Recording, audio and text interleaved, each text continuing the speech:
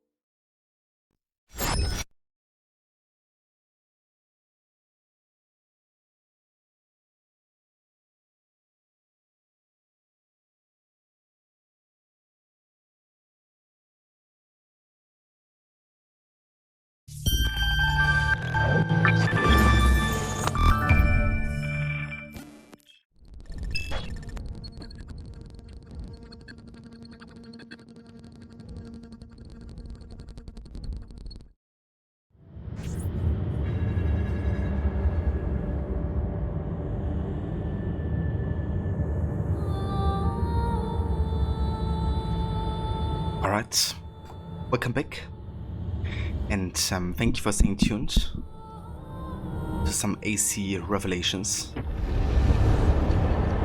Gonna be starting our playthrough with our in-depth story run, doing all the missions and anything that has kind of like story importance. And yeah, I'm very excited. In addition, we're also gonna be doing a challenge where we try to get all the forcing requirements in all of the missions, so I'm also gonna be doing that. But yeah, now that we have finished AC Brotherhood and the Level G Disappearance DLC, it's time to start the last final chapter of the Ezio trilogy saga. And yeah, this is it. Ezio being much older, getting to a new place, which is Constantinople, and yeah, meeting also some very new people there as well. It's not gonna be like the classic cast we knew from AC2 and Brotherhood, but rather completely like changed up really. So welcome in, Mona. Thank you for joining, dude. I hope you had a good rest of your stream with Goose Duck today. Okay, everything looks right over here. Let's have a look there.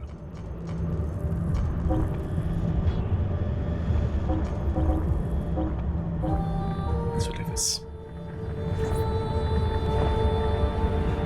Man, that music already. So yeah, for anybody being curious what kind of run we're gonna be doing and what it includes specifically, I made this AC Revelations command.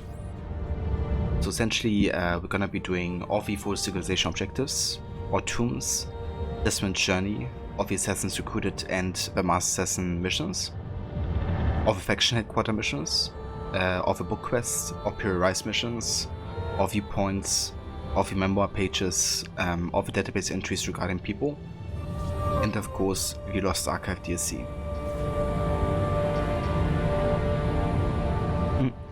Hey Vamola, no you. How was Goose Duck today, dude? Okay, let's go ahead and delete this one. And yeah, I'm gonna start a new run. Let's do it. It was amazing, to be honest. That's good to hear, dude. I'm glad.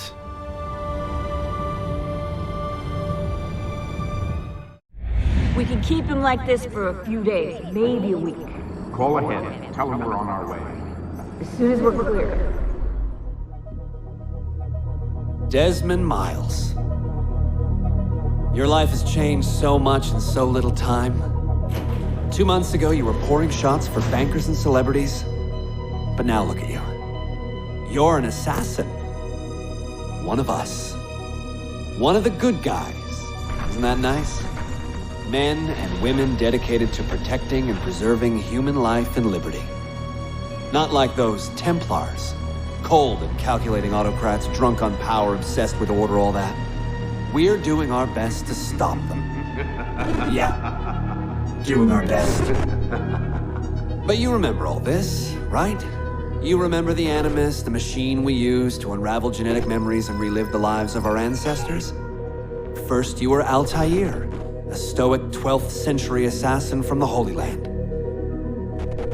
Then, you were Ezio Auditore, a wealthy Italian with charisma and a talent for revenge.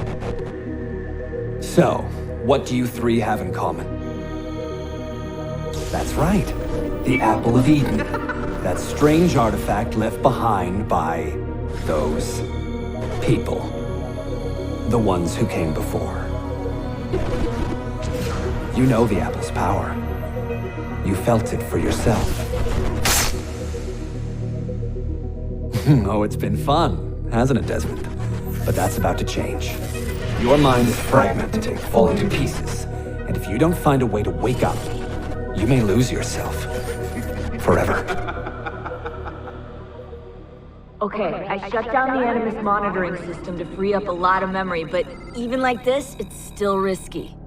Desmond will be fine. The partition worked, the Animus is stable, and his signs are good. For now. But this was built to recreate memories, not simulate entire cognitive processes. The Animus will do its part, and Desmond will do the rest.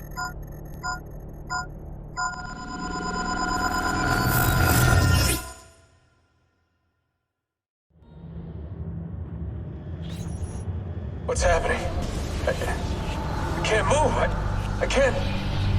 No!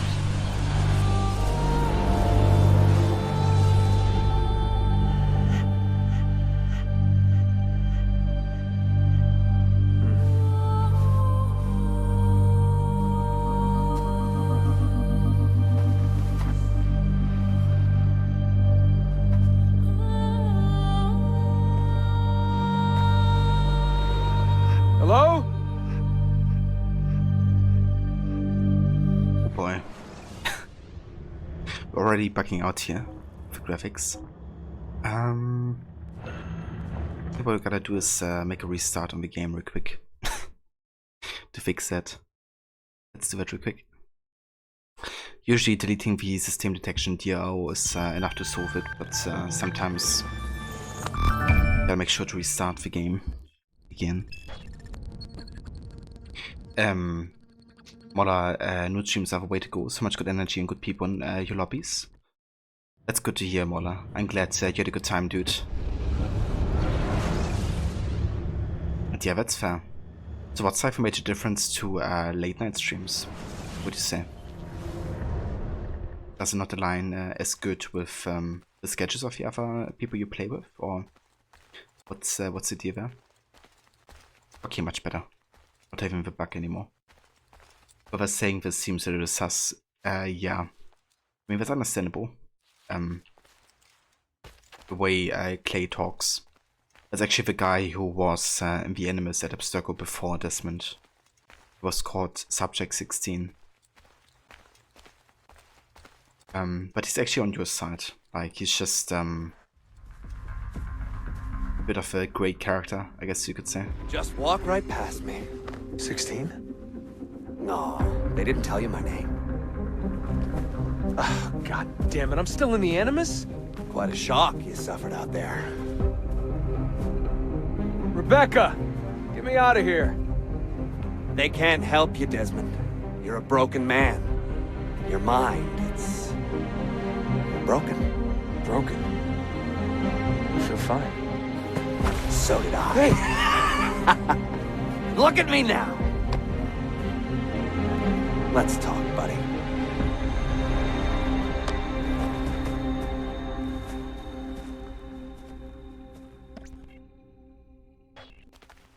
Walk with me. What is this place? It's nice, isn't it? We're in the guts of the Animus. The original test program. No memories here, just basic physics, weather simulations. Hello, world. You're lucky someone up there had the sense to plug you in here. It saved your life. Saved it from what? Right now, you should be sitting in a hospital ward, drooling and chewing on your tongue. For now, the Animus is keeping you intact. Keeping all your ancestors from collapsing into one big mess. But if you can't find a sync nexus, all those personalities will smash together. And that won't be pretty. A sync nexus? I'm getting there, hold on.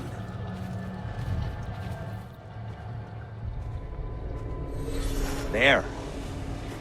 That thing is your way out. You're screwing with me. Here's the problem. Your brain is hash. Too many ghosts in your head, too many voices. So how do you fix that? You claw your way back into the stored data, you find unfinished memories, and you crack them open. Finish what you started, until your ancestor has nothing left to show you. That is a sync nexus. And when you find it, the Animus can separate Desmond from Ezio and Altair and send you home. Back to your body. How do you know all this? Because it happened to me. But my body, it's worm food now. So I'm stuck here. A word of warning? When you step through there, everything changes. Nothing feels normal. But you are still in control, and it's up to you to find your way out. Right. If you hurry, you might make it back in time for Lucy's funeral. What? Ah! Oh.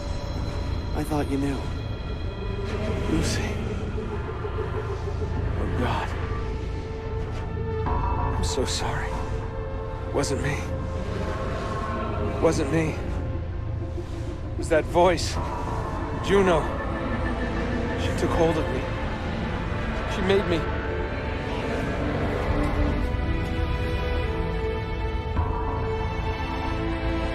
What am I doing? What have I done?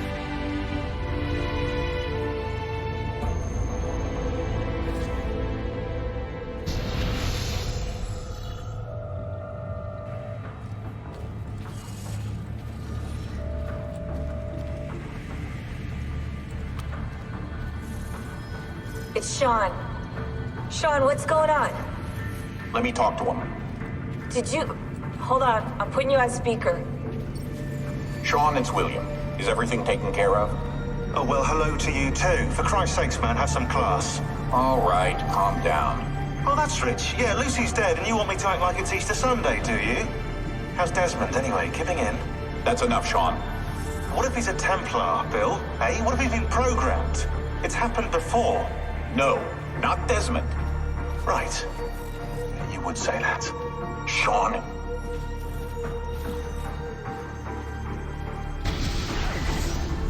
So, Desmond essentially is in a coma, and he's been put into the Animus to also like keep him alive, right? Because if I would actually get him out of the Animus, his personalities would clash, and he would ultimately, you know, like lose his mind, like quite literally. So what Desmond has to do is he has to stay in the memories of Ezio until he has seen everything that Ezio can show him. Once he has fully synchronized with Ezio, he can actually separate his style from Ezio's and leave the Animus without any negative side effects. But yeah, until then we are on this Animus island, and we have two options currently actually, going into that corridor over there, which would start the first Ezio memory. We also have these steelies, which actually indicate the Desmond journey. There's 5 parts total, this being the first one. And in theory you have to collect a couple Animus fragments in the game to unlock each part of it. However, if you have already done it once before, then it actually saves a per count and you can do them on the spot. Which we could do right now, but I'm not gonna do it. I wanna pace it out a bit later with a mid-game of Revelations. And yeah, we're gonna have a bit more of a look at Desmond's backstory and how his life has been before he got abducted by the Templars, essentially. But yeah, for now it's time to start the first Ezio memory. So let's do it.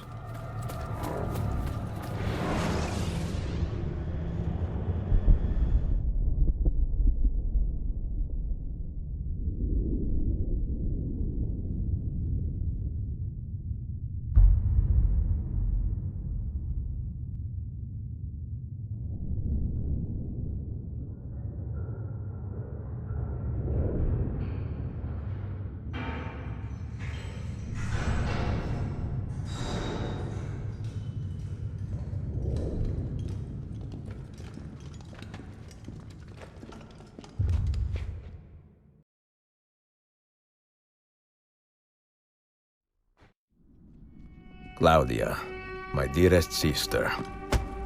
I have been in Acre a week now, safe and in high spirits, but prepared for the worst. The men and women who have fed and sheltered me here also give me warning that the road to Masyaf is overrun by mercenaries and bandits, not native to this land. What this could mean, I dread to guess. When I first set out from Roma 10 months ago, I did so with a single purpose: to discover what our father did not. In a letter written the year before my birth, he makes mention of a library hidden beneath the stones of Masyaf Castle. A sanctum full of invaluable wisdom. So what will I find when I arrive there? Who will greet me? A host of eager Templars, as I fear most strongly. Or nothing but the whistling of a cold and lonely wind. Masyaf has not been home to the assassins for almost 300 years now. Can we still claim it for our own? Are we welcome there? I am wary of this fight, Claudia. Not because I am tired, but because our struggle seems to move in one direction only, towards chaos. Today, I have more questions than answers. This is why I've come so far. To find clarity. To find the wisdom left behind by the great Altair. So that I may better understand the purpose of our fight. And my place in it.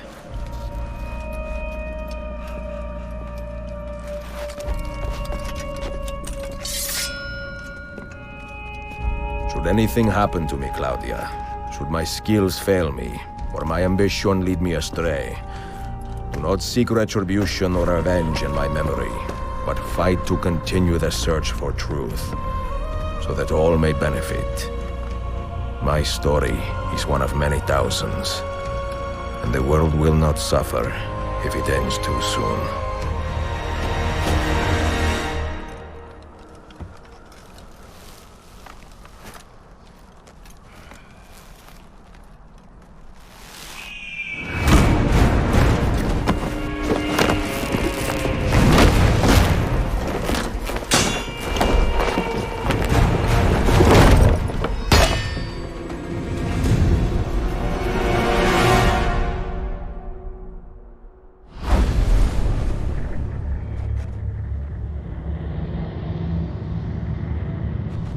Man, I got goosebumps.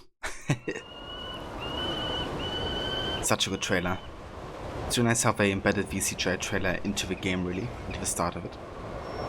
Tight, yeah! Get him, you fools! Kill that bastard! Oh yeah, hey Waffle, welcome into it. Thank you so much for the 28 months of resubbing, bro. I want him dead! How's it going? I hope you're having a good weekend and day so far. Welcome in. Hey there, Zizi. Welcome in as well. Indeed. Yeah, that trailer is just so damn good. One of my favorites. Altair ibn Lahat. If one man was responsible for changing the face of modern assassins forever, it was this guy. Altair ibn Lahat. Born in the Holy Land 1165 to parents he hardly knew, into an order he did not choose. Altair nevertheless proved himself a devout pupil and capable fighter before he was out of his teens. In 1189, just as the Third Crusades were gathering steam, Altair stunned even his attentive mentor, Al-Mualim, by almost single-handedly rooting a wave of Crusader soldiers from the steps of Masyaf Castle. From that day forward, Altair's name was known to all assassins. Over the next 2 years, his reputation as a stubborn but deadly fighter eclipsed every minor detail of his mysterious life. Loved by few but admired by all, his impeccable talents were the source of both his incredible successes and his overbearing arrogance. But this was only half the story. Since youth, Altair had shown signs of possessing a rare sixth sense that allowed him unprecedented access to the emotions and intentions of his opponents and allies. Dubbed Eagle Vision by his fellow assassins, Altair honed and perfected this sense in secret, always wondering if his curious ability that set him apart of the rest would prove a liability.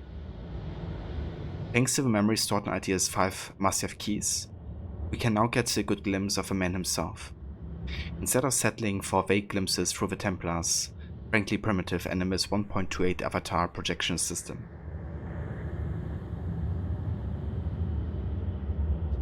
Hey there, Hero, welcome into it. Thank you for joining. How's it going? Also great, my dude, thanks for asking. Just eating dinner currently. Oh, nice. What are you having? And yeah, it's going very good, Hero. Having a nice day, very chilled Sunday over here. Playing some AC for Retro Sundays. We just finished with AC Brotherhood with the Da Vinci Disappearance DLC.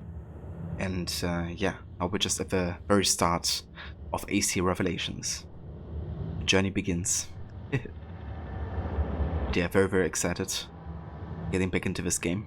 It's been like almost a year since I last played it. I'm going to dig your heart out with a shovel and feed it to you! Okay, I thought there would be another database entry. Let's have a quick look over here. Ah, there we go. Subject 16. Hello. I'm Clay Kasmerek, and I'm a number. Subject 16. Yes, we're all reducible in the end, right 17? Just numbers. Ones and zeros. I prove that. The day before I off myself, I created this little artificially intelligent construct talking to you now. Using the Animus and its incredible simulation capabilities, I copied myself. Snapped that copy into 24 pieces and scattered them around these data banks. You found them, and you pieced me back together. Not bad, eh? Teamwork. Word on the street, of course, is a Clay. The real Clay is the assassin, Lucy's teammate. He isn't alive anymore. He slits his wrists, if I heard right. Damn shame I never got to see that for myself, but I can imagine. My head was, pardon me, his head, was swimming with images of his last moments for weeks, like he was rehearsing it, planning just how he would do it. I hear he even got around to finger painting on the walls of his cell before checking out. Is that right? Mad bastard. I miss him. I really do. Sorry, this is getting confusing. Real Clay is gone, and I have taken his place. Good enough, right? Good enough to still call me cousin, right, Desmond? Very distant cousins, you and me, because somewhere back along our extensive family chain, we both have Ezio to thank for the gift of life. Both of us are related to him, and both of us have had nice little jaunts through his memories, although I had access to far fewer memories than you did. Figure that one out. I guess that's why you're so special. You're the convergence of several amazing bloodlines. But not me, no. I was just a promising lead, a stepping stone to get to you. Oh well, I played my part. What more can a man say? Very little, it turns out. So what he talks about here at the beginning, that we piece together Clay, is kind of related to the glyphs and clusters of AC2 and Brotherhood. In Brotherhood we even have like Clay kind of like forming his conscience, like of his copy-paste version really. And yeah, now we have him Revelations, kind of identical to how he was, but of course before he lost his mind.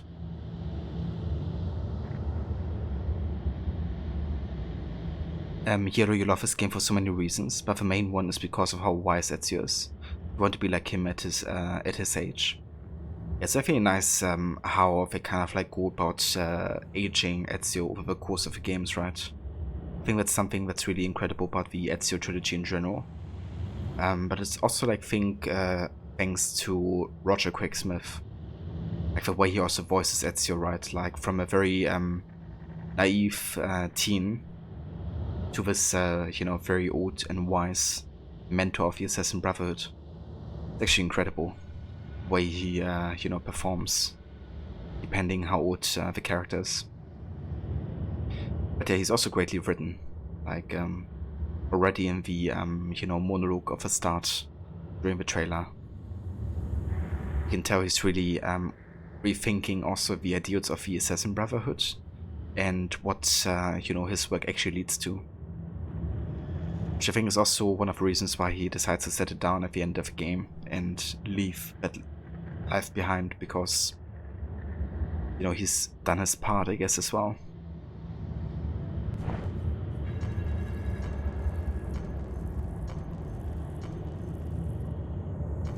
But why do we already have thief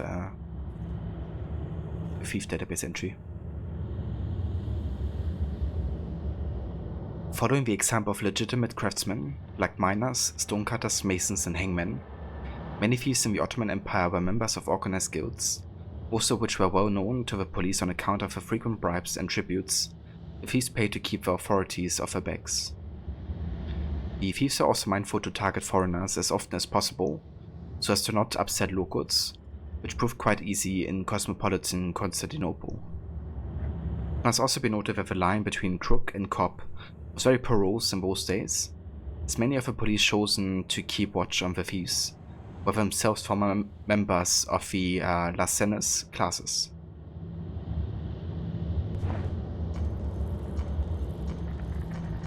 Right, so I'm not going to be reading all the database entries, but everything that is kind of like about people or groups. So we have like all the, lore references, and anything of like story importance.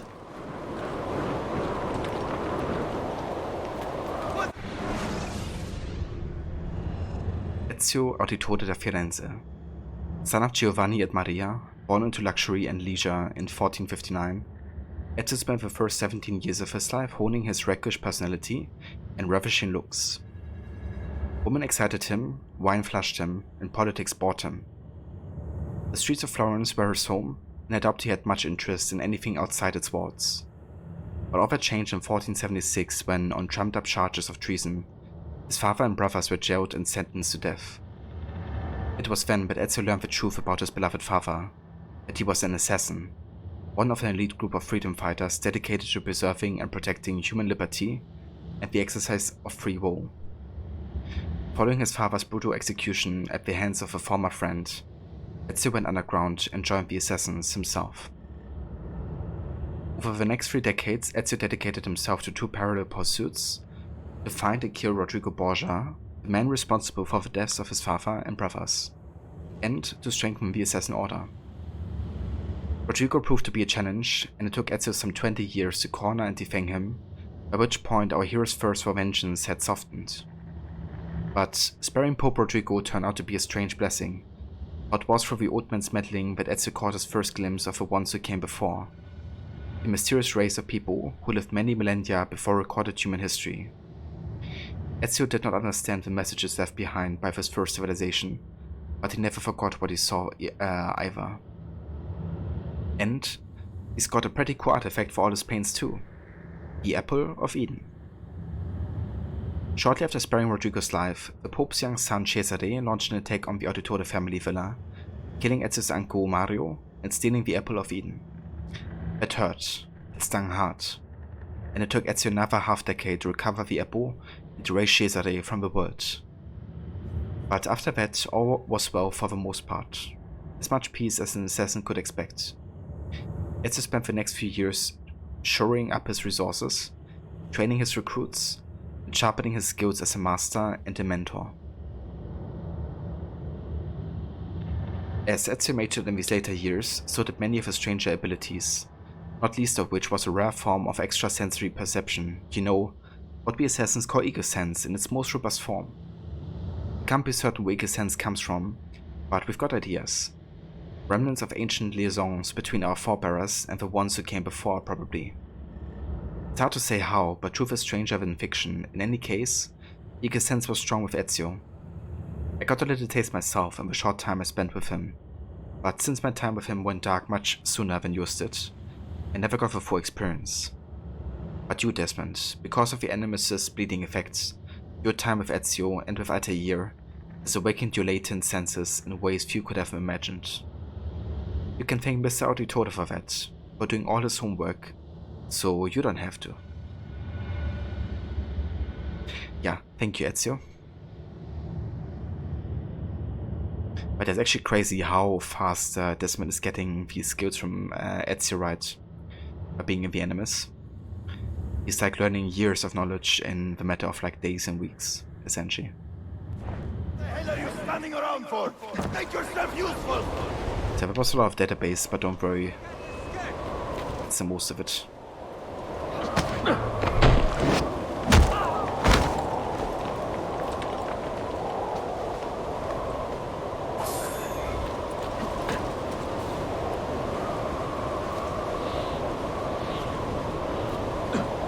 So similar to Desmond, this is actually also having a bleeding effect. It's kind of like synchronizing with the memories of IT.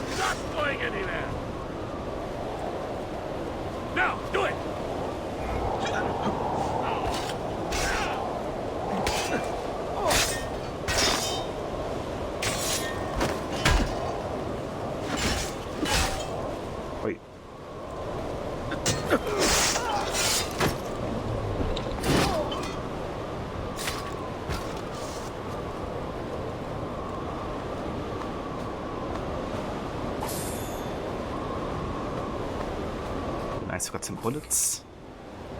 Already have some poison darts here.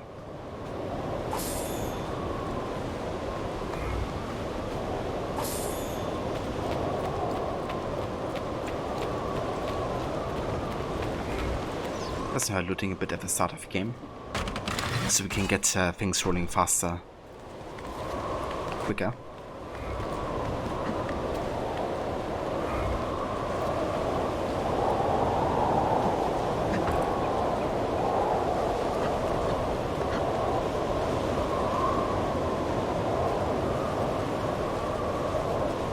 I think it's so cool that we are back in myself, you know, in Revelations, and how much focus there is on IT as well. Something that didn't really play a big role for Brotherhood, but definitely for AC2 though.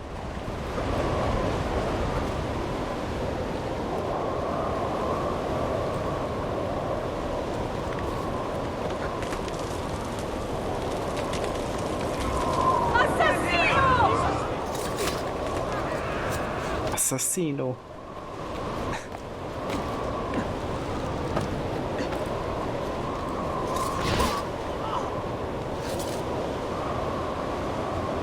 High position, get it. Take my sugar.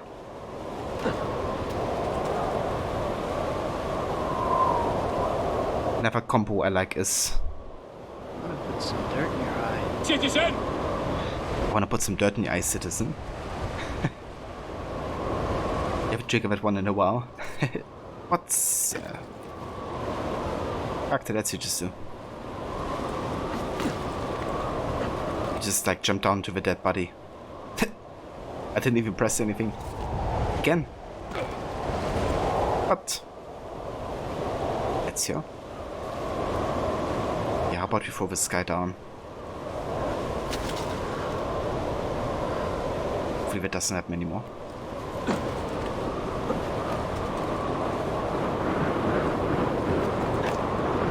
Okay, we're good.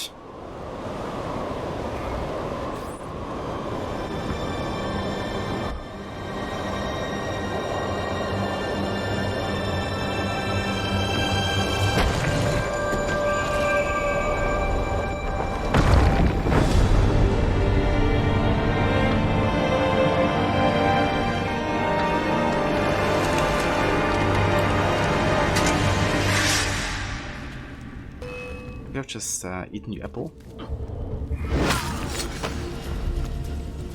And I wouldn't have done anything.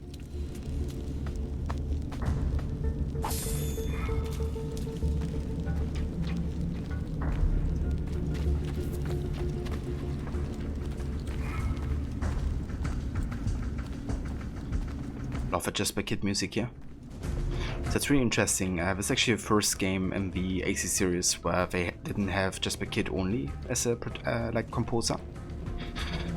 What they did is they had Jasper Kid do the ambient music like this one, and for all the cutscene music they chosen Lorne Barth to do the soundtrack. And Lorne Barth also turned out to work entirely on the soundtrack of AC3 all by himself.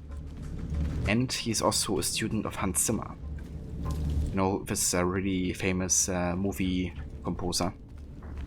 He's done several soundtracks from Pirates of the Caribbean to, you know, Interstellar, Kung Fu Panda, and so many more. The Last Samurai.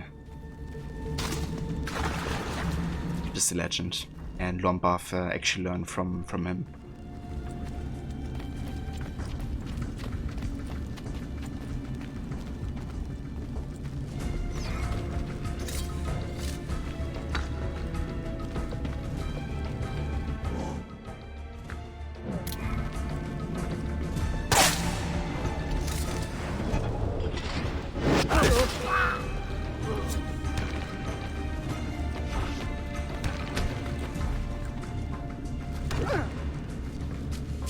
Come on. Let's fight again.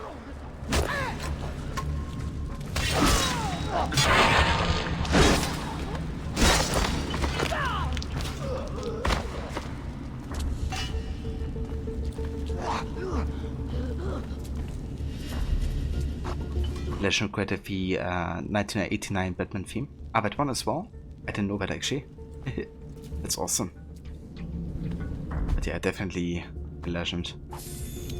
Probably one of the most famous contemporary composers.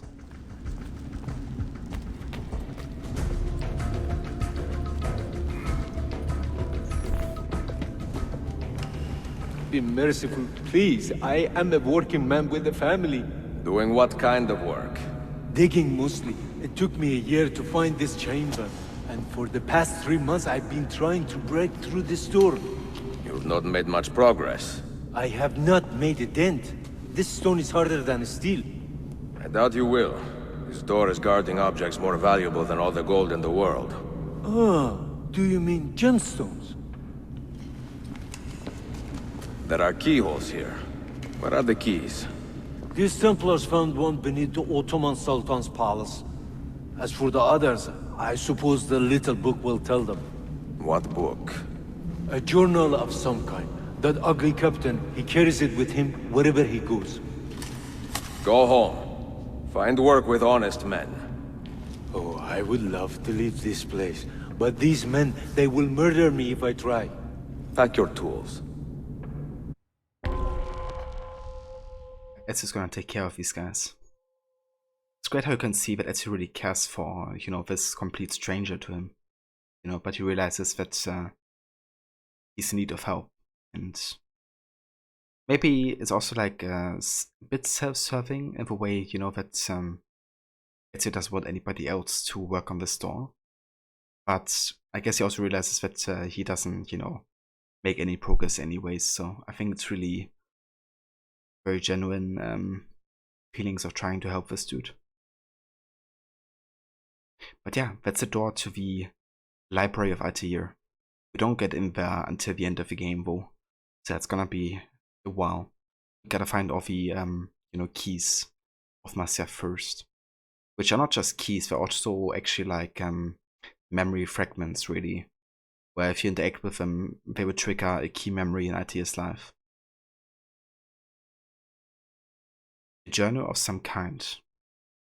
A mysterious journal has brought the Templars to Masyaf. Find the Templar captain and recover it. Full synchronization. Do not fail a single tale.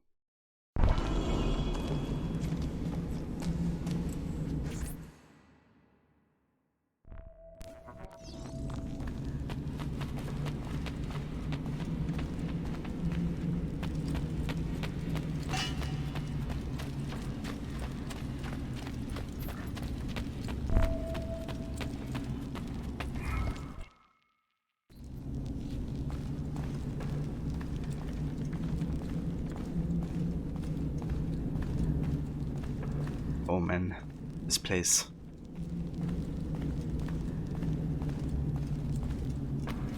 This is where the garden was. And the final boss fight of Al-Mualim between Altair and him. Then you have the mentor's place where we talked with Al-Mualim about all the targets. We can even interact with this, can't we? Indeed, yeah. These are also kind of like bits and pieces from a key memory from Altair. This is actually where he jumped through the window after Maria had been killed. He tried to flee the castle.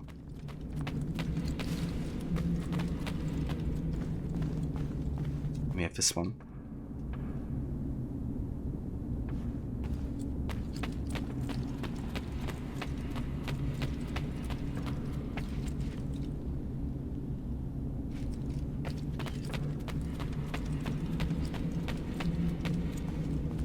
And I think that's it.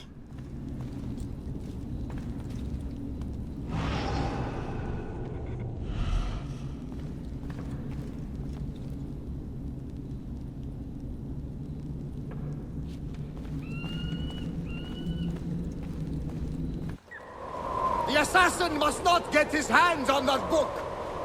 When we reach Leandros, we will escort him out of the village. You stay behind and make sure we're not followed.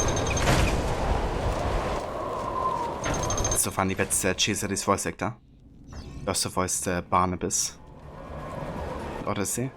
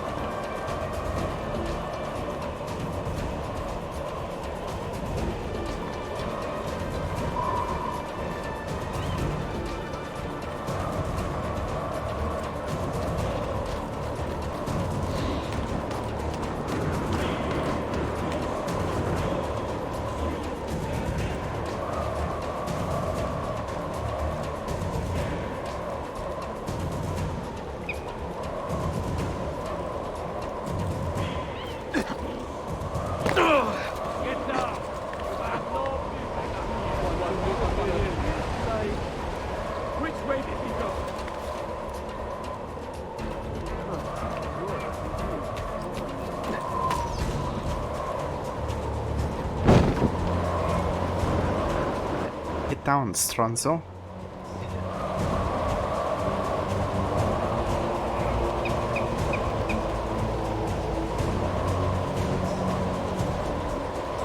I love a parachute. Glad we kept that from Brotherhood.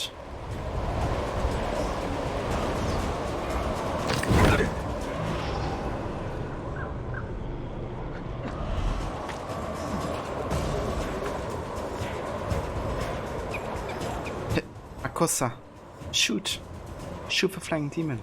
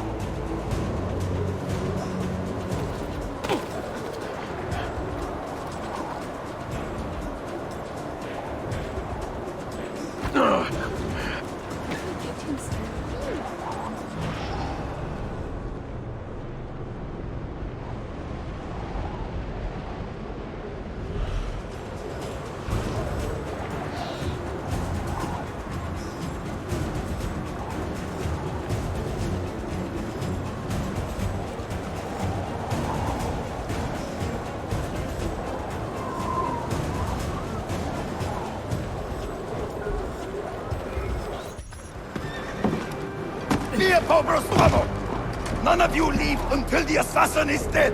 Do you understand? Ignore me, Kirilo. But he seems to have found us. Ane!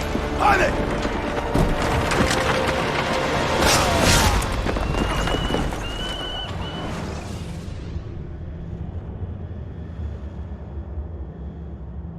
Time for a little chase here.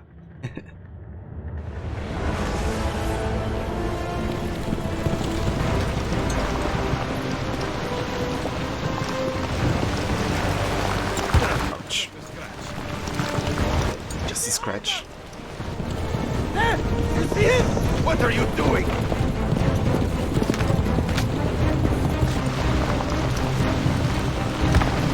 Faster! Down!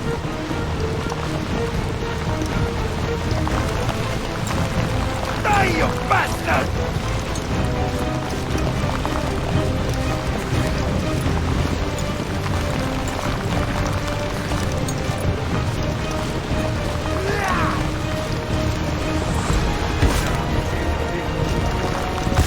Ouch.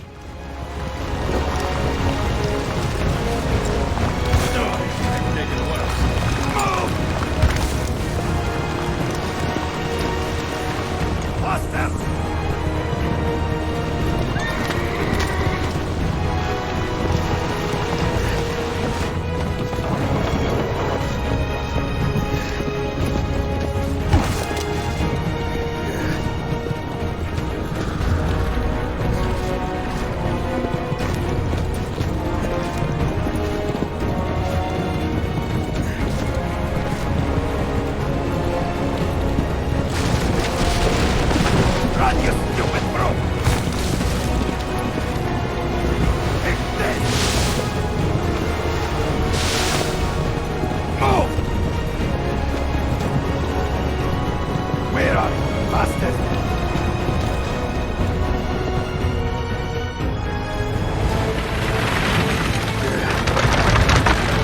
Yeah, yeah! Closer! Get closer! Closer! Move! Wait! Go to hell!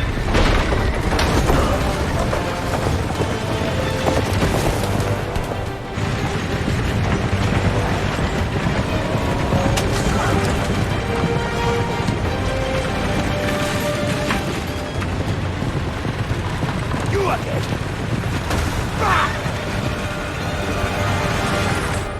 I have him!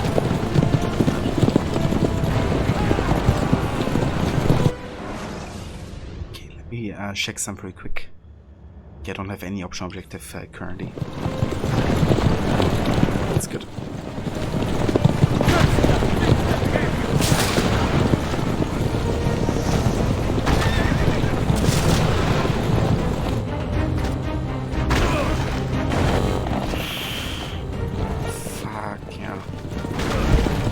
way too much damage there.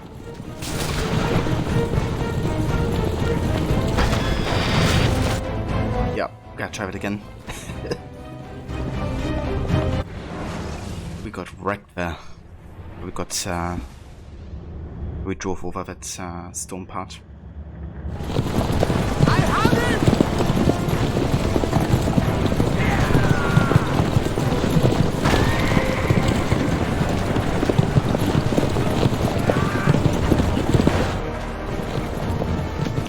So really, you just gotta survive in this part here. What the fuck? Let's back through us.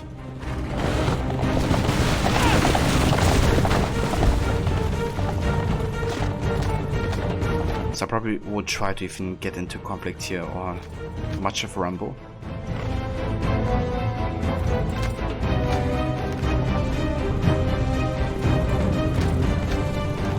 Die, you bastard!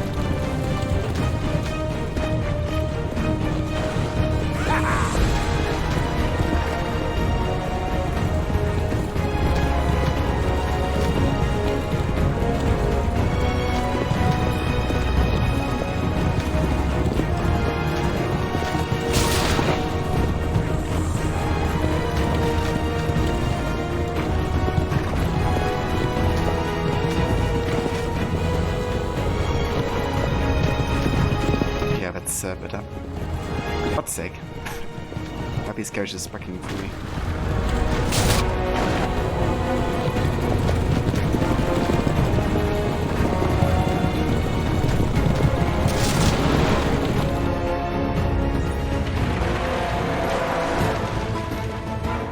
Take this! Die, you bastard!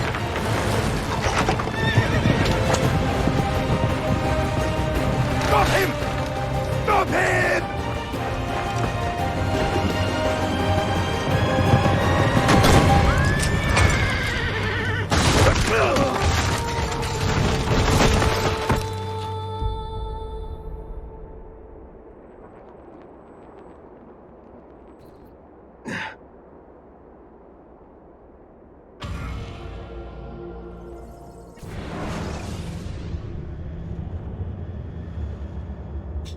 Oh boy. That was quite a fall. Do not take your eyes off this road for a moment. Do you understand me? Nothing gets through. Leandros! There! Well, well. Look what crawled out of its hole to die. He's at death's door. Finish him off. Bring me his head, or throw yourselves into the canyon.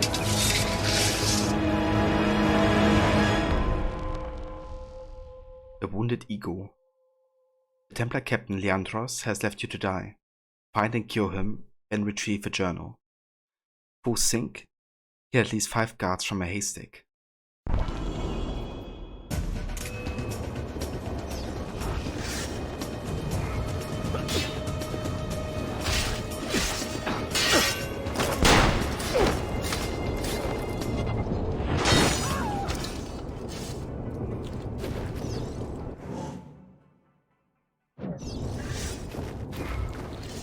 I need medicine. I don't know where we lost the medicine we got earlier. I think that's on purpose.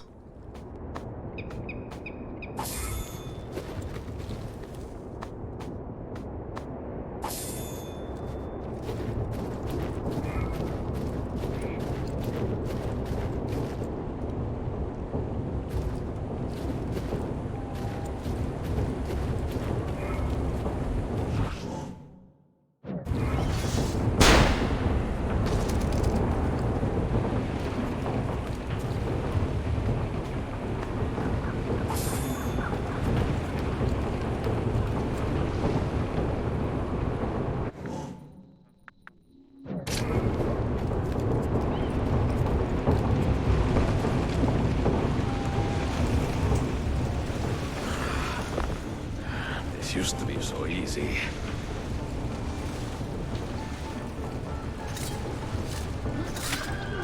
It's kinda is. Just like, you know, injured. But I guess his recovery time was also way better. He was younger.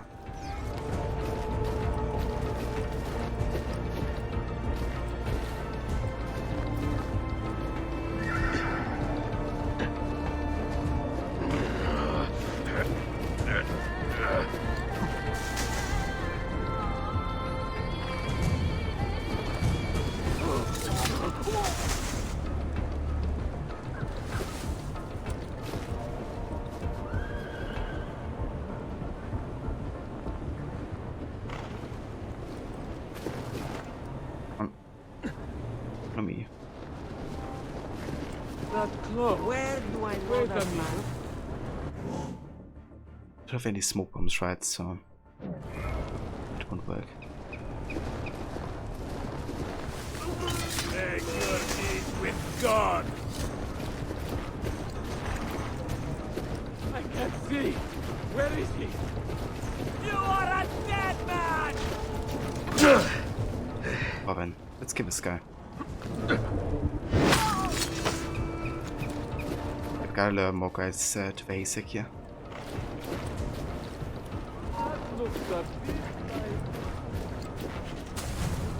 Wanna get this objective done as early as possible.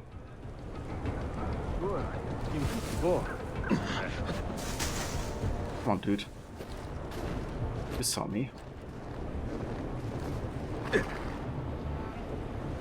More foreigners. That's close.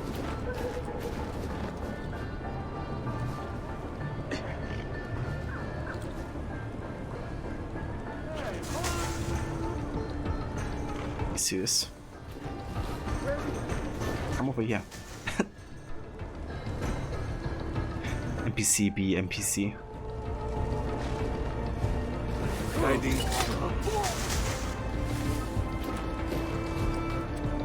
Mercenary.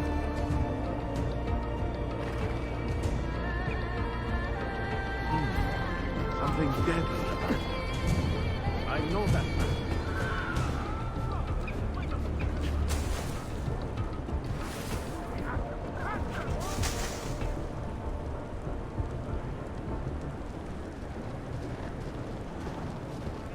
Cover that. Right, that's 4 out of 5. Let's continue on here.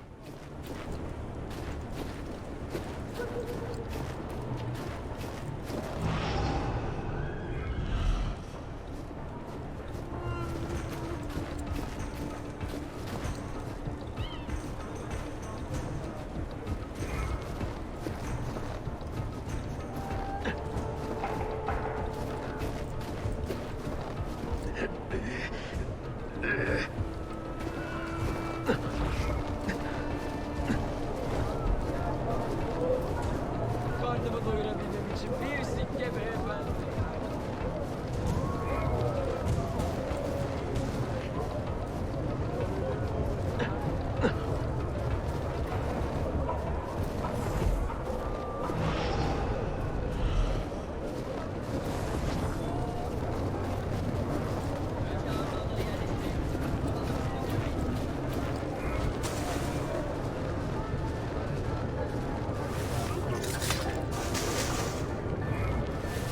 There we go. Get 5 cuts from a haystack. Where do they cut clothes like that? Isfahan?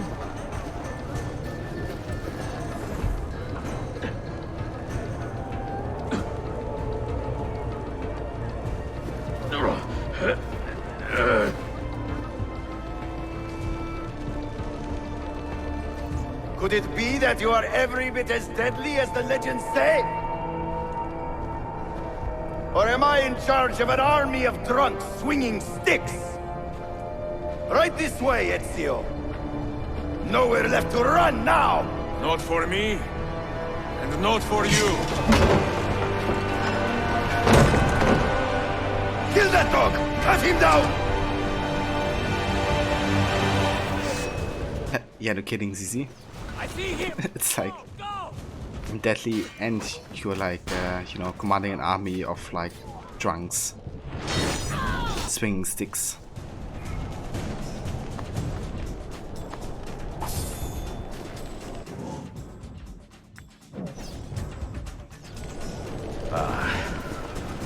Dulls the pain. Nice, we can do parkour again. Oh, yeah. So what is this guy doing?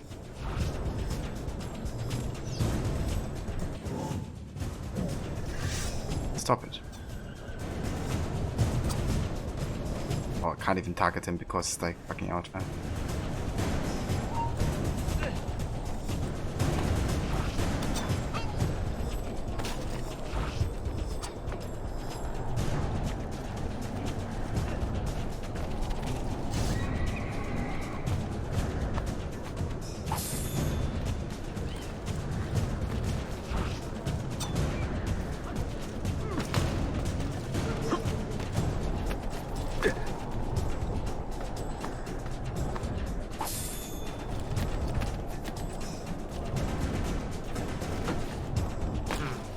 Another mess. Aren't you glad?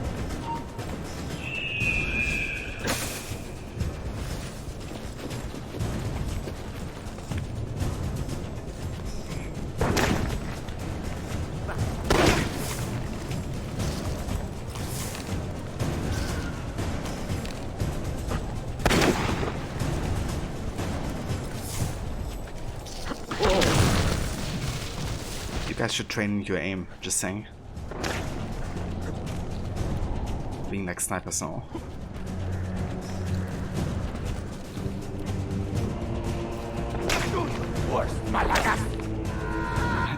Malakas.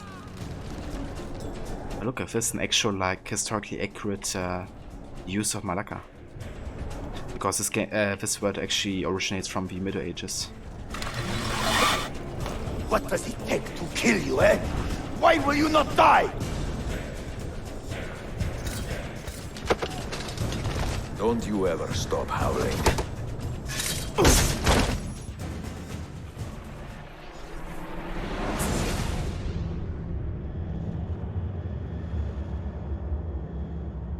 Well, the old hound still has a bite. The book you carry, where is it? Niccolo Polo's journal. This will do you no good. Not now. We have found one of the Masyaf keys already, and are closing in on the rest. What is in that library is not for you, not for the Templars. You can have Altair's books, Ezio. We only want guidance. We only want directions. To the location of the Grand Temple. Grand Temple? Tell me more, now. Requiescat in pace, bastardo.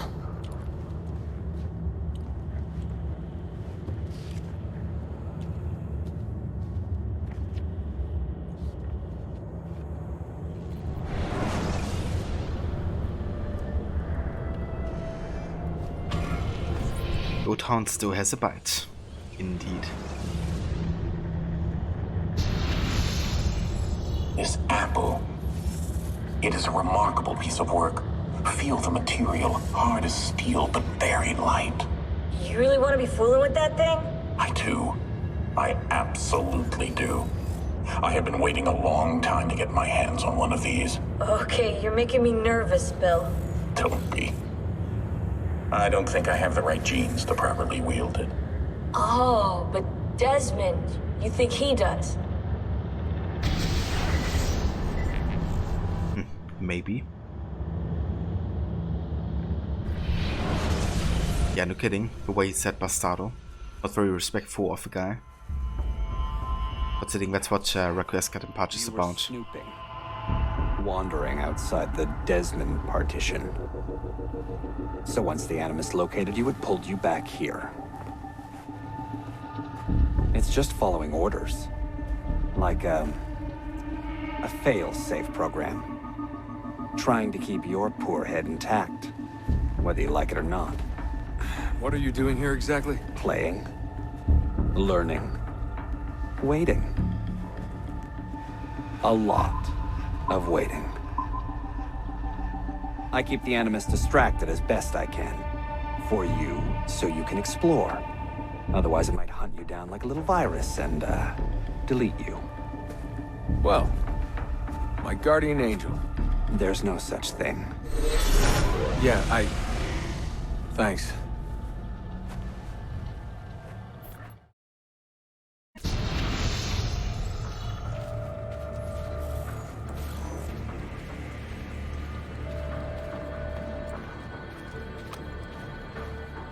Sean, it's me. What's happening?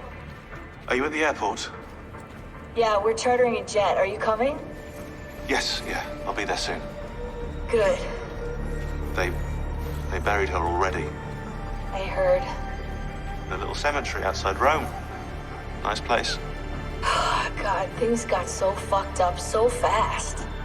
Is Desmond still out? Yeah, we're seeing a lot of brain activity, but with the monitoring system shut down, we can't record anything. Well, keep me posted, okay? I'll see you soon.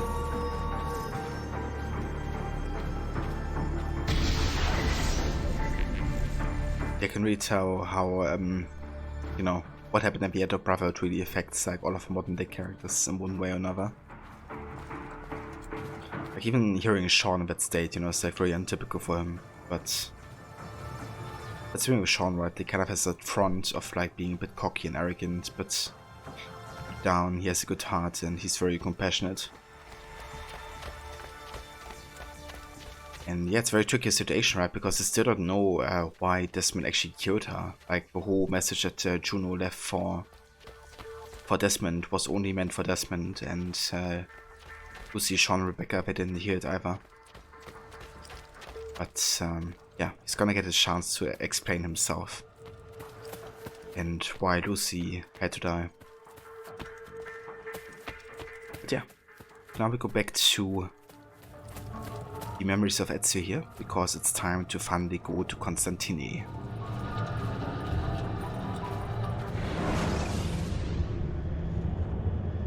Dear sister, Masyaf is overrun by a battery of Templars, and their motive is clear.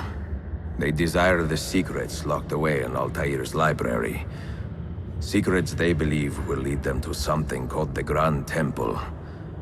Whether or not this is true, I do know the library is real. I have seen its door for myself. But none can enter, not without 5 keys which were sent to Constantinople with Niccolo Polo almost 300 years ago. Claudia, I must find these keys. The Templars have already located one, and I do not know how difficult it will be to find the others. Only time, skill, and a bit of luck will tell.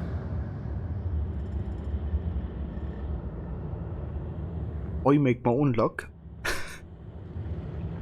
I just had to think of that. With a little bit of luck.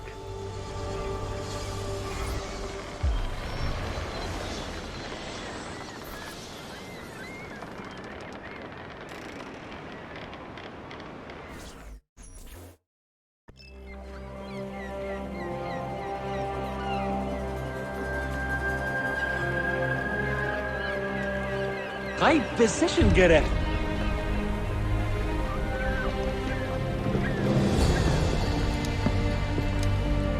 A magnificent sight. It is a work in progress. No city in Europa has a skyline quite like this. Well, to be precise, that is Europa. That is Asia. Ah. Some borders even the Ottomans cannot move. Very few. You are Italian by the sound of it, but your outfit is not. Have you been traveling long? Sì, da molto tempo. I left Rome 12 months ago, looking for inspiration. And that search brought me here. When I was a child, my father told me stories about the fall of Constantinople. You must mean the conquest of Constantine. I suppose the moral of any story matches the temper of the man telling it. That we can agree on. Güzel. Constantine is a city for all kinds and creeds. Students like me or travelers such as yourself.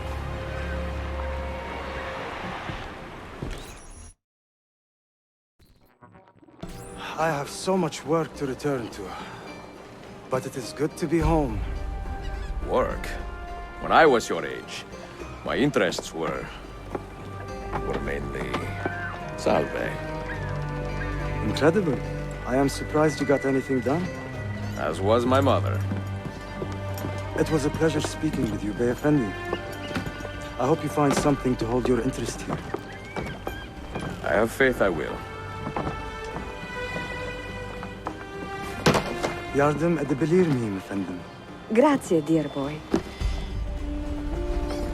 A scholar and a gentleman. You are full of surprises. Very few, my friend. Eksik olmayın. Hoş geldin kardeşim. Unless the legend is a lie, you are the man I long to meet. Renowned master and mentor. Ezio Auditore de la. Prego.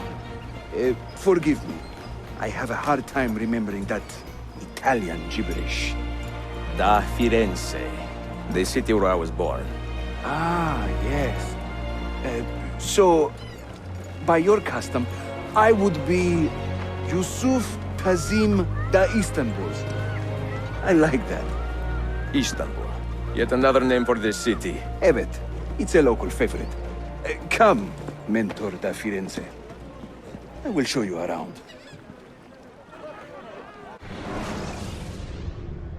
Oh yeah, we arrived. And already met quite a few characters here.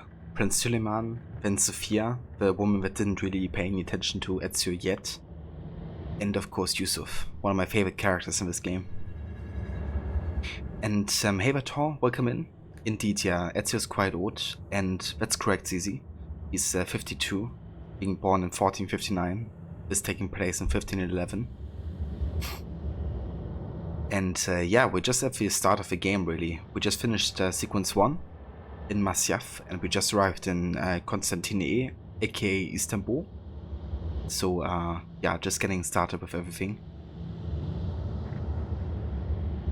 Hey there, Burak. The Turkish is as bad as the Turk because you're Turk and you know Turkish. Ah, is it? Well, yeah. The AC games have never been super accurate with the accents, I think. Like even an AC Twin Brotherhood. Like for example, Ezio's accent was very much a mix between Spanish and Italian, actually. But yeah, I've never been too good with the accents. At least with the authenticity. I guess it's more like giving you kind of like a flavor, I guess. And hey there, Kill and Joe. Welcome in. Good evening. I'm doing very well, thank you. How are you? Welcome to some AC Revelations. Maybe the Turkish accent was different 500 years ago. I mean, for sure. Yeah, you can definitely assume that. I guess you could still question if it is authentic to how it was 500 years ago. But I reckon it would certainly be different than, you know, today. I mean, all the languages have changed, you know, even if you look past like 100 years, we'll find severe changes in like accents and pronunciation and all that. So yeah, it's definitely quite relative. Prince Suleiman. Everyone in the world knew this guy's name in the 60th century. Suleiman the Magnificent, the courtier in the West, the 10th Sultan of Osman's ever-expanding empire. His fellow Turks were also generous with their praise, with far more practical, calling him Suleiman Kanuni, or the lawgiver. The man responsible for improving the empire's bureaucratic engine, making it run like a well-oiled engine, no small feat for an empire as large as his. But I'm getting ahead of myself, ahead of our present concerns. When Ezio met Suleiman, he was still a young man with only the faintest hope of ever becoming Sultan, since his father Selim was dead last in the Ottoman hierarchy. So, as befitting a young man of his status and stature, Suleiman threw himself into study with little thought of ever becoming Sultan himself. He was educated at the university in Istanbul and received private tutoring in Topkapı Palace. Little else is known about his early years, except that he was a kind and thoughtful man, and he had a servant named Ibrahim, whom he considered his best friend. By the time Suleiman was 17, however, Bayezid had recognized his grandson's talent and intelligence and installed him as a governor of a large region north of the Black Sea. Over the next few years, Suleiman would hold a number of similar positions until 1520, when an unexpected tragedy robbed his father of his sultanate. Suleiman, aged 26, took the throne, a position he would hold for almost 50 years. No pacifist, Suleiman would expand the Ottoman Empire's lands to its furthest points, and by the end of his rule the lands under his command stretched from Algeria to the Persian Gulf, and from Austria down to Egypt. But for all his expansionist desires, he was a tolerant man too, and realized that the only way to keep an empire as large as his together was to honor the cultures, traditions, and religions of those living under his auspices.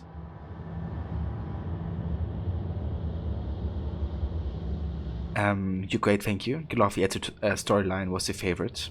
Yeah, it's so good. Like the Ezio trilogy is just amazing. Like the journey you accompany Ezio with. You know, literally seeing him being born and growing up from being, you know, this kind of like brash teenager to this wise mentor in Revelations. And then I also love the addition of AC Embers, this like short animated movie, which tells the ending days of Ezio. And even, you know, we see him like die even. So it's like up until this day still the only assassin we see from literally his start of life until, you know, he's gone. Quite the journey.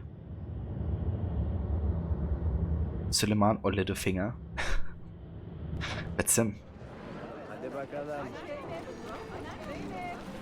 Let's see if we have more database entries that we may miss otherwise. Okay, we don't. Good. You sure this time Istanbul was still Constantinople? No? It was, yeah. Or as the locals called Constantini. But yeah, that's great about the city, that it has like so many different names, or had so many different names. Ever changing. Yusuf Tazim. Sturgo has some data on this guy, gathered a few years back, but there's not a lot about him in standard history books, which I'm sure he would be happy to know. Yusuf Tazim was a Turk born in Bursa around 1467, but was raised in Constantinople from the age of 8 by his mother. His father was an assassin, and presumably that's how Yusuf became one too. But there's no mention of what happened to Papa Tazim. Was he killed? Did he deserve a family? Your guess is as good as mine. By the time he was 17, Yusuf was well known around the city as a rabble-rouser and a petty thief. But a chance meeting with the legendary vizier Ishak Pasha changed all that. Ishak was an assassin too, operating in the sublime port right under Bayezid II's nose. It was Ishak who had defeated Vlad Tepes and later brokered the tentative truce between Ottomans and assassins. By the late 1480s, he was busy recruiting open-minded citizens of the empire to his order's cause. Yusuf was taken with Ishak's charisma and easy manner of leading, and so joined the assassins just before his 20th birthday. From there, Yusuf's rise was swift and assured, and by 1500 CE, he had made quite a name for himself. In 1502, Yusuf met with a contingent of Venetian assassins in Greece, in a joint effort to steer the Ottoman-Venetian War to a peaceful end. These efforts appear to have paid off. On 1503 the fighting stopped, ushering in a brief era of peace on the Ottoman Empire's western border. Perhaps made complacent by the assassin successes in keeping the peace, Sultan Bayezid II grew soft in his final decade, referring his mystical texts and alchemical experiments to governing. This suited the assassins just fine, for dull peace was preferable to an endless war, and imperial expansion. But following the earthquake in 1509, a new threat appeared in Constantinople, Templars fighting under the old Byzantine crest. Stirring from years of relative calm, Yusuf once again roused his assassins to begin the long and difficult fight ahead. So quite interesting. Reference to Ishak Pasha here being kind of like the mentor to Yusuf, because there's for one the Ishak Pasha memoir pages, which is kind of like a collectible, and if you find all of them you can unlock the Ishak Pasha tomb, where you get his actual like assassin armor, which happens to be kind of like one of my favorites, because it has like this classic Turkish assassin mask with it. But yeah, you also have a tomb in regards to Vlad Tepes, where you get the Vlad the Impaler sword, which actually has unique assassination animations. So yeah, we're definitely going to be doing both tombs and unlock the unique items we get out of them. Very much looking forward to that.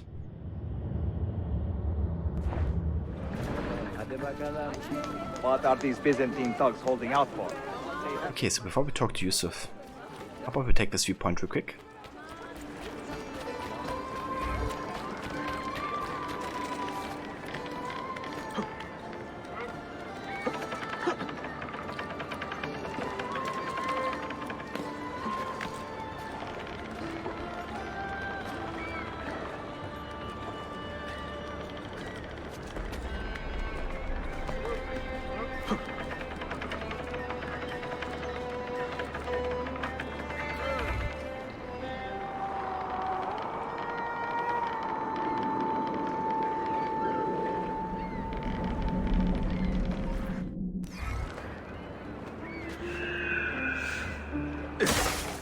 Kind of interesting how the amount of viewpoints get less the more forward you get in the Ezio trilogy.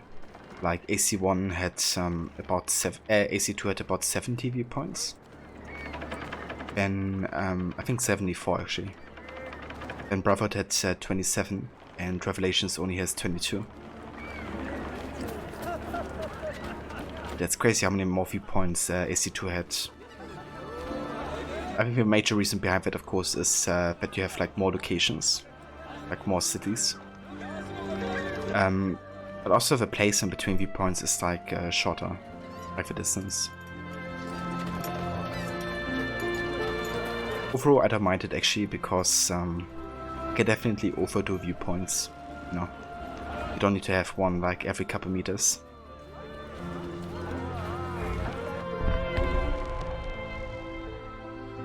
Warm welcome. Master Assassin Yusuf Tazim has welcomed you to Constantinople and would like to give you a tour. Get to know him and the city. Full synchronization. Do not wander far from Yusuf. Welcome to Galata District. For centuries, it has been a home to orphans from Europa and Asia alike. You won't find more diversity anywhere else in the city. And for that reason, assassins make it their home. I would like to see where. Kesimlikle. The Brotherhood is always eager to meet the man who put the Borgias out to pasture. Oh, does everyone in this city know I'm here already? Well, your Holy Land tussle with the Templar did not go unnoticed. When I first set out, violence was so far from my mind. I sought wisdom.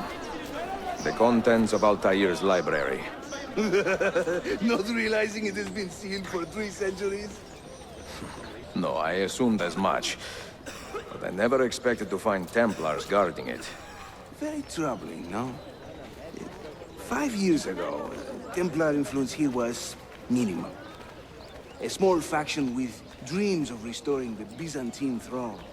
But they're growing in number, day by day. And the Sultan Bayezid on his way out. They may try something dramatic. Is there no heir to the Ottoman throne? Not just one, 2 angry sons. It's a familiar pattern with these royals. When the Sultan coughs, the princes draw their swords. I love Yusuf's voice actor as well. When it's kind of like impersonating people.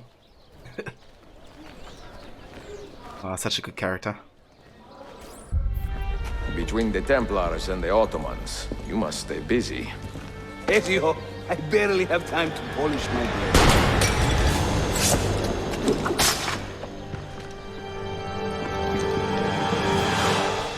Let him escape! Sam! Sam! Get him!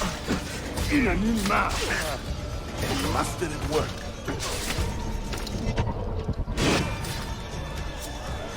I must remember that. Ezio! There! Another... Mercenaries were highly mobile in the 60th century, moving from one contract to the next with ease, irrespective of who they were fighting and what they were fighting for. Often when a state bankrolling a band of mercenaries ran out of money, the group would disband, only to be immediately hired by the opposing side. This ironic practice reached its most poignant heights in the beginning of the 40th century, when the Byzantine Empire, beset on all sides by hostile tribes, paid a small but fierce group of warriors to fight for the cause. Who were these much sought-after soldiers for hire? Ottomans. Some mercenaries were honorable, of course, fighting for causes they believed in, but in times of hardship and perpetual strife, such men as these were few and far between. Where they existed, however, they were much sought after. I barely have time to polish my blade, I can see why. Yeah, the timing of it. But good reaction on, you know, use of sideware. Wait. No. Watch. Byzantium is dead, as are you. The whole city wakens to welcome you, Ezio. First the regents, now the rats. Ottoman soldiers have a special loathing for these Byzantine thugs. That gives us some breathing room. How much? Just a little. They'll still kill you if you look at them wrong. But they will feel bad about it later. Touching. It's not so bad, really. For the first time in many decades, the assassins have a strong presence here. It wasn't always that way.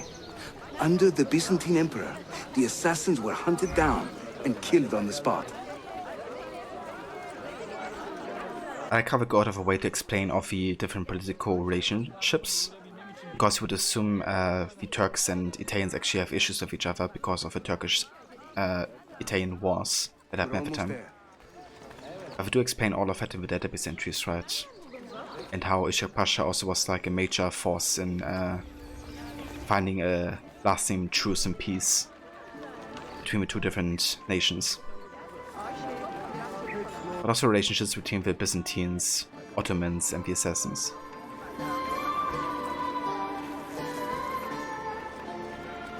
This way.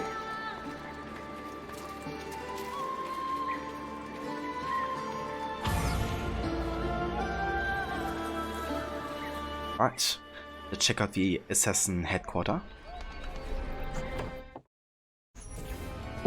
Mentor, say hello to your extended family. Salute a voi, assassini. It is an honor to find such fast friends so far from home. You see, brothers? Our mentor is not afraid to weep openly in front of pupils. Do not worry. I will not make a habit out of it. Ezio and I were ambushed on the way here. I'd like some of you to do a sweep of the area. Hey, man! And you, Ezio. Your weapons and armor are in a pitiful state. Maybe find some money and repair what you can. There is a blacksmith nearby. He's a friend. Buona idea.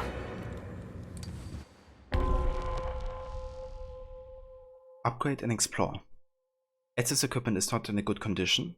Explore Galata District and upgrade his equipment. This is Turkey, you forgot law? Yeah, it is. It's taking place in Istanbul. Or back then it was called Constantinople or Constantine. Lots of different names for this city here.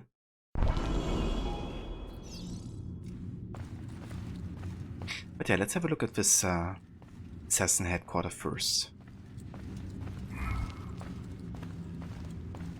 So this is actually a place where Ezio's gonna have a study, and he's gonna look into the massive keys memories.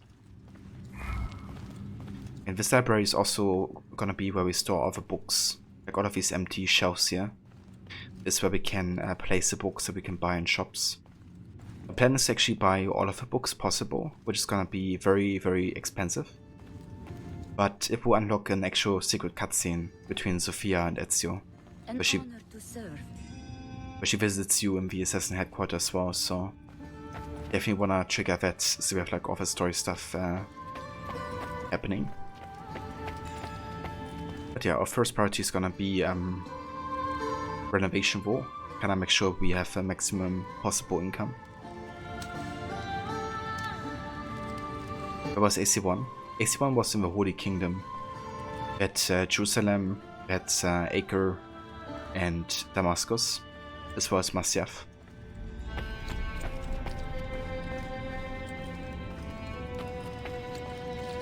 Peace be on you, Mentor. This guy's smoking some shisha. I wanna do the same.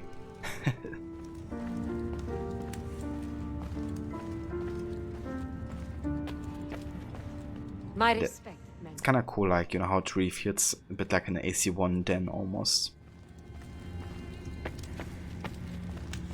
This is a weapons room where we can display all the weapons we own. Wait, I already have a Shiavona?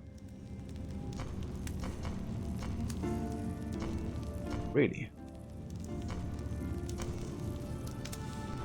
That's curious. Not gonna use it yet. I'm gonna keep my starting equipment. Yeah, that's interesting.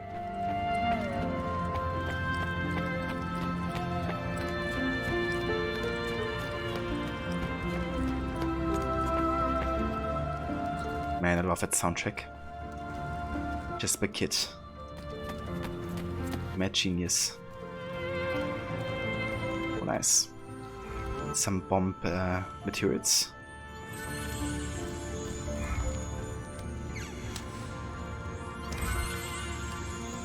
At the beginning of this game, start with Ezio going to some castle place. Indeed, yeah, that's Masyaf, where the assassin headquarter in AC1 was. He's looking for Altair's library, and in order to access it, he needs to find the different Masyaf keys. But yeah, Vosa and Constantinople, so that's why he goes to this place, essentially. So we can't do a bomb crafting yet, we gotta wait until we get the tutorial for it, so I'm gonna do it at a later point.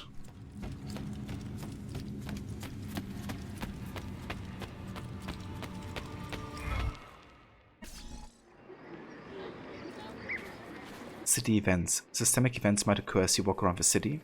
Citizens in need of help may reward you for your assistance.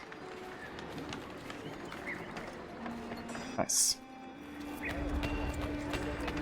Last month, the governor of Bonn bought 200 of my finest lances for his cavalry.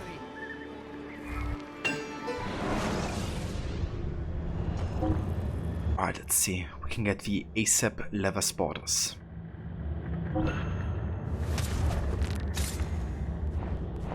Nice.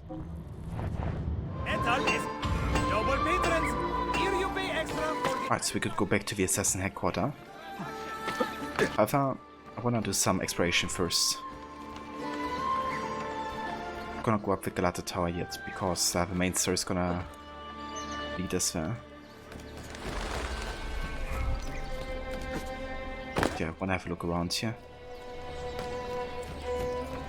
See if we can find some stuff. Okay, then. Faster! Don't lose him! Faster! Run faster! Now you see me, or you die. As the stalker assassins say in AC Rogue.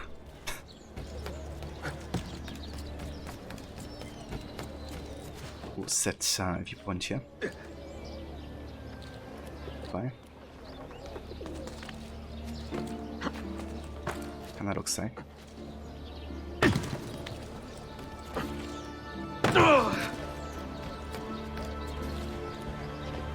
But I think we already gotten that one. Okay, honestly, I think it actually makes sense to do the main story for now. Because we need the viewpoint for Galata Tower.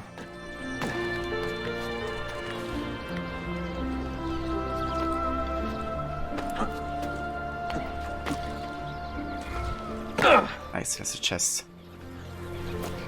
Let's get it. Why not try it, huh? No thank you. Barely have money myself.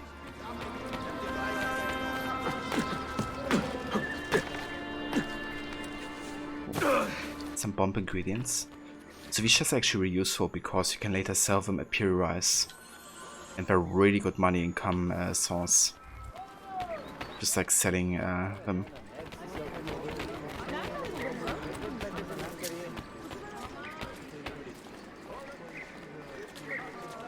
Alright, let's get back into the assassin headquarters. But they have a major issue getting money in Revelations is actually that the income is bugged. Or, I mean, I guess not really bugged, it's more like if you actually start like another major quest, the timer is gonna be reset for the passive income, which wasn't the case in Brotherhood. So, if you get, if you have like, you know, 1 minute until you get the income and you start like a main quest, then you gotta wait another 20 minutes once you get out of the memory again. Which makes it much harder to get money than in Brotherhood. While you still have like more money to spend on things in Revelations, so that's why we gotta use the selling Bomb-Liquidine aspect as much as possible.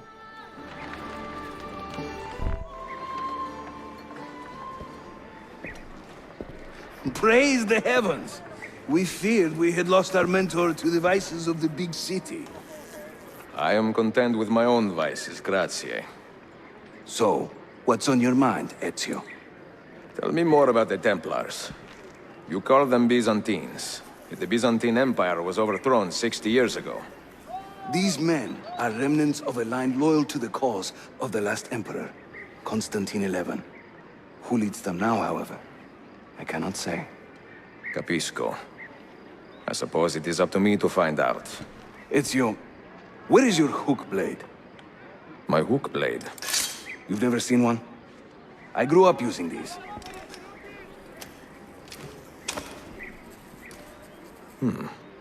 Show me how it works. The hook blade. Oh yeah, we're gonna have a very iconic quote coming in here. The hook blades. Follow Yusuf to learn how to use your new hook blades. Full sync. Perform every hook blade move successfully at least once.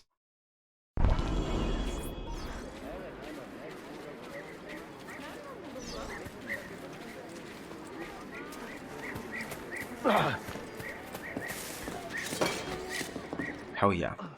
It's such a great tool for parkour, just making it a bit faster and giving it more utility. It's kind of also a reason why Revelations actually is the best parkour system in the Ezio trilogy.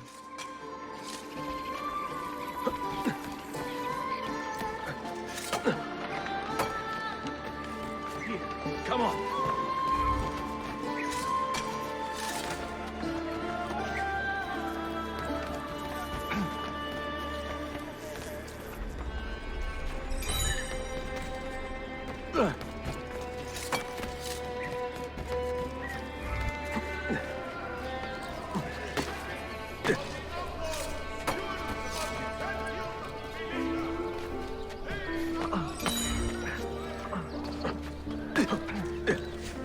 You think I cannot make this one? Didn't break a sweat. I love it, laugh so much. Yeah, that's another thing you can do. Love it.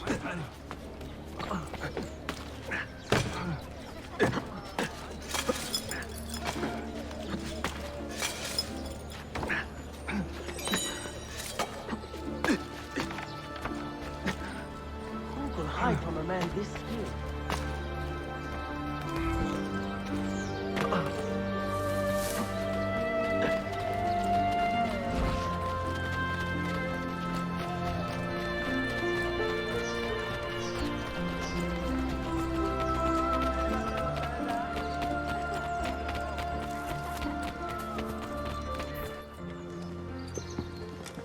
Watch and learn, Ezio. We call this a hook and run.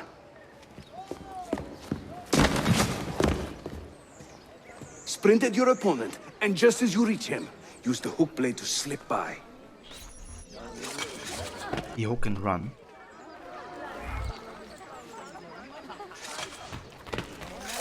Harika! Nice. That's the other move. If you just tap it, you can basically do the like throw somebody over combo, which is actually really useful. It's like an offensive move. But you can also just use it as like a way to get past somebody like that. Nice.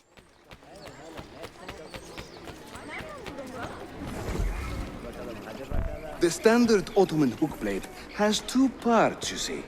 The hook and the blade. So you can use one or the other. An elegant design. How about a bigger challenge? Va bene, let's go. The Ottoman hook blade has two parts. The hook and the blade. A view from Galata. Ezio is now the proud owner of an Ottoman hook blade and needs a bit of training to master it. Training Yusuf is more than happy to provide. Full sync, climb the tower in under 60 seconds.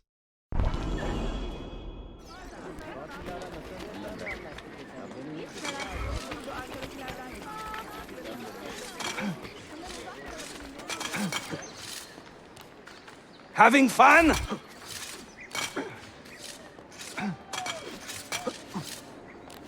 That's right. Let the hook blade do the work.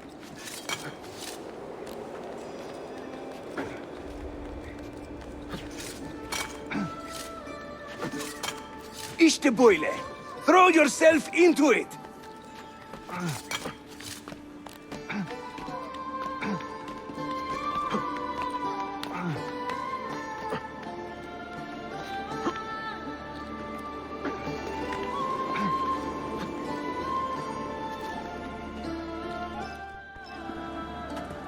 Welcome to Constantine, Ezio, the crossroads of the world. Many generations of men have ruled the city, but they have never subdued her. She always bounces back. It seems a fine place to call home. It is. Race you to the bottom? I like how it's almost like a bit of a brotherly connection between them, right? I also like how it's like the opposite of like Federico, right? When he says race you to the top, he says race you to the bottom. I think it's kind of like to symbolize that, you know. Maybe also because Federico's journey just started, but with Yusuf it's coming to a close, really.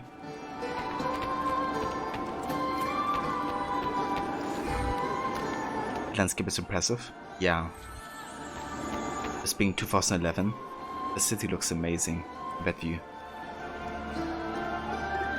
Really like it's also like a setting outside of Italy. I didn't like it too much back then because I was like so used to like, you know, having like Firenze and Florence and Rome, all of these cities, but I really appreciate like a change of like environment. It's also kind of like getting into a country and city that he doesn't know much about.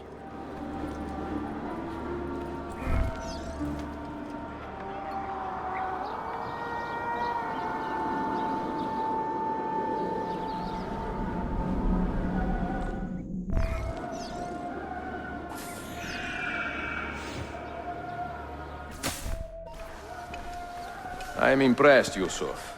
My brothers in Roma would like this. Just give credit where it is due. Yusuf, çabuk buraya gel. Huh? An attack on two fronts, Galata and the Grand Bazaar. Every day, the same bad news. How is your appetite for swordplay? I do what I must. Good man. I do what I must. Advanced tactics. Word has reached Yusuf that the Templars are taking two separate assassin dens. Follow Yusuf while he conceives the plan. Full sync. Perform a zipline assassination.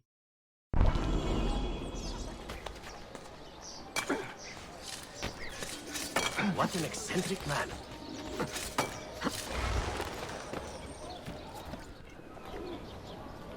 When he tires of running, an assassin must take to the air. Watch.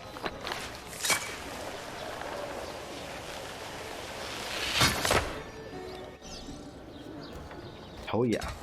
Another parkour tool here.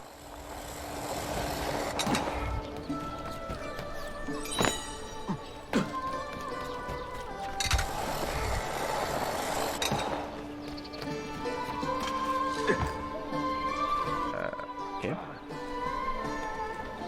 Don't know why he decided to jump down there, but it's fine.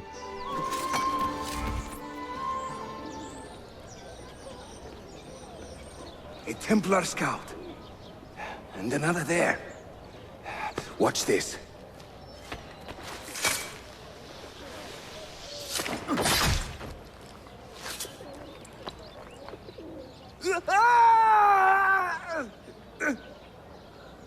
Assassin!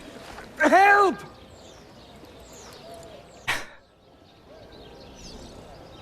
Still like one of my favorite use of moments.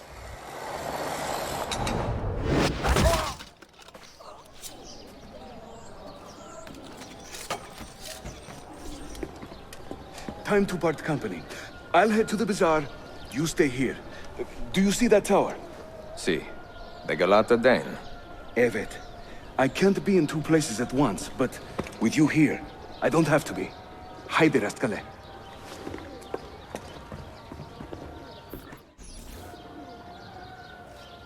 Alright, let's do this.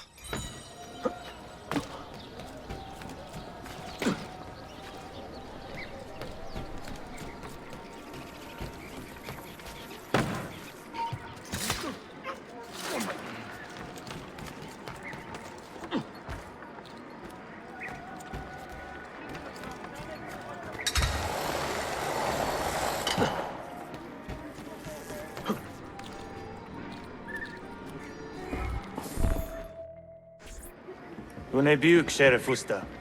Is Yusuf with you? An attack in this city demands his attention. What is our situation? We beat back the Vanguard, but they are sure to send more troops. Are your men ready for another fight? They are now.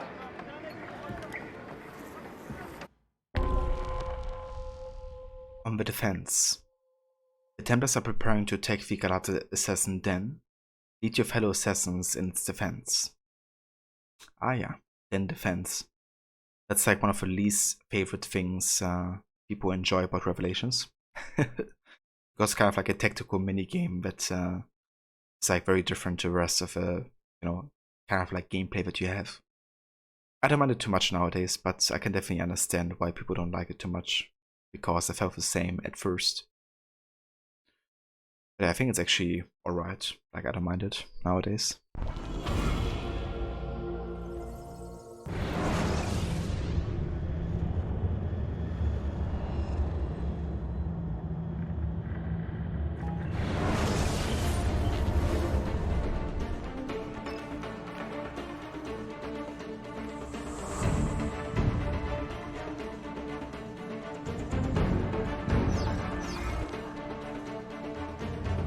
Alright, so we have 50 moral.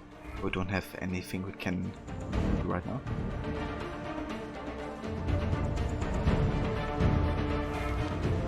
Okay, so we can place leader over here, for example.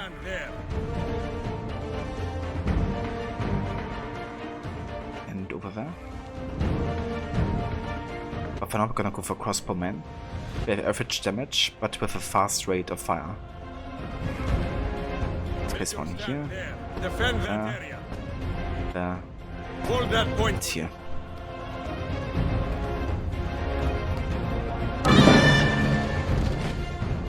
It's kind of like tower defense, isn't it?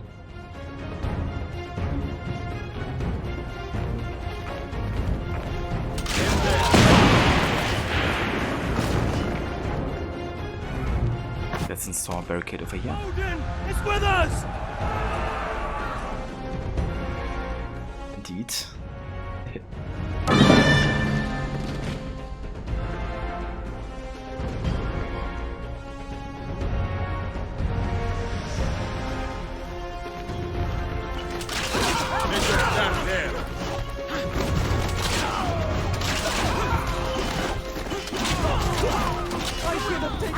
Take your stand there.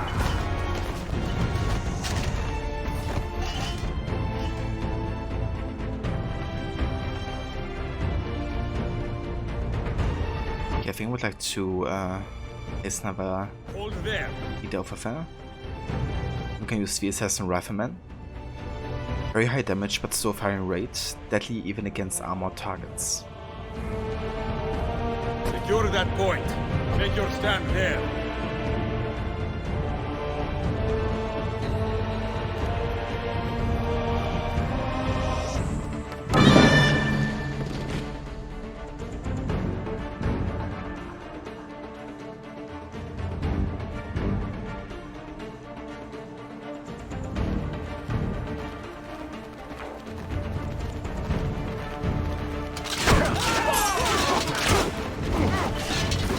also upgrade the barrier there.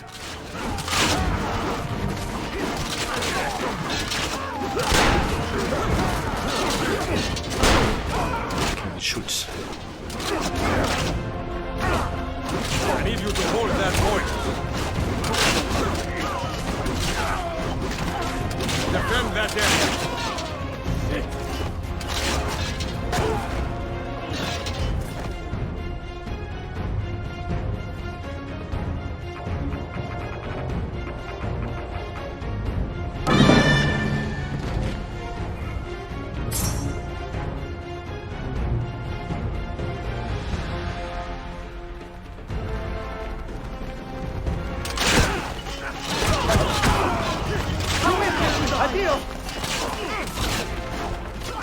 Hold that point for me.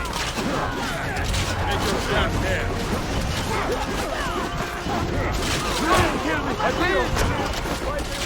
Hold that point for me. Hold there.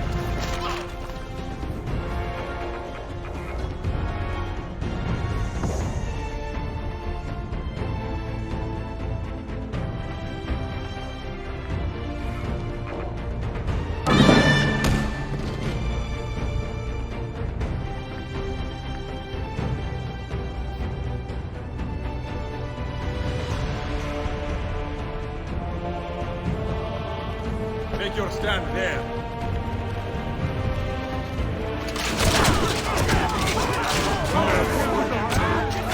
Make your stand there.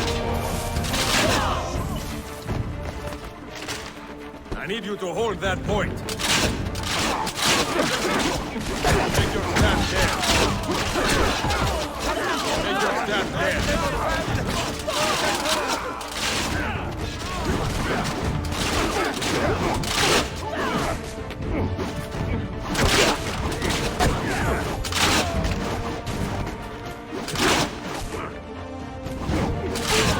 Hold that point for me.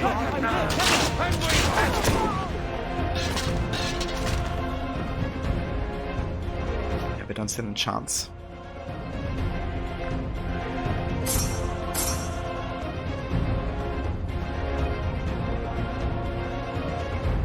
Oh boy, now we got the big guns.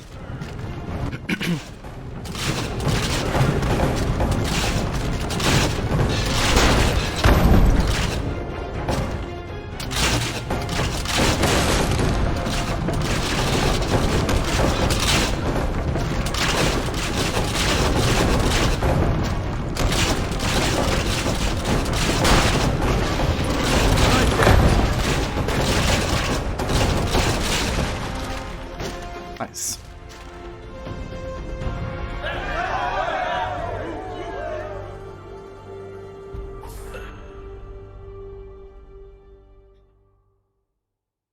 Okay, so we got 26 assassins caught, 3 assassins lost, 4 cannon shots fired, ends remaining health 15, 6 more remaining, and 5 minutes duration, with a 77% total sync.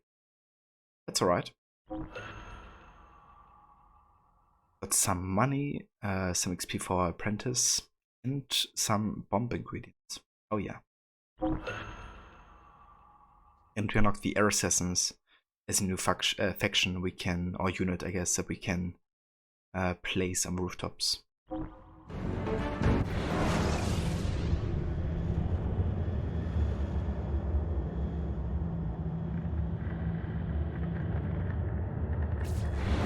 Send word if the Templars regroup. I will be with Yusuf at the Grand Bazaar then. Take a ferry across the Halij. It's the fastest way to the peninsula.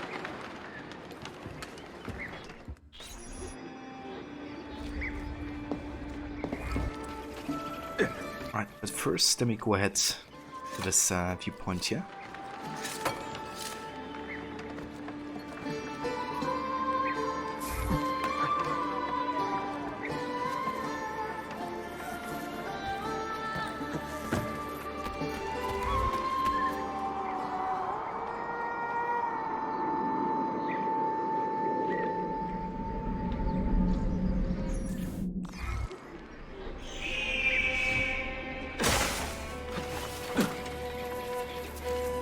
would really like to find the bank. It's supposed to be in the Galata District, so we can also pick up the money. But first I'm gonna have a look inside the assassin den here, see if there's like any stuff we can pick up. AC Brotherhood was your favorite out of the 3 games? That's definitely fair. I really like Brotherhood as well. For me, AC2 is my favorite, but I also love Brotherhood and Revelations so much.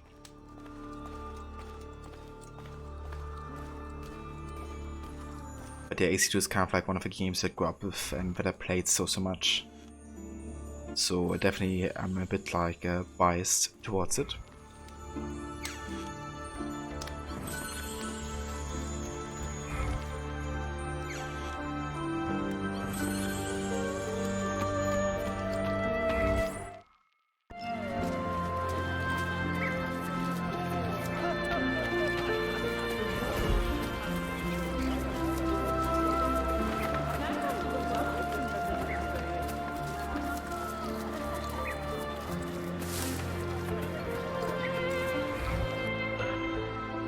Let's give us bank and pick up some money.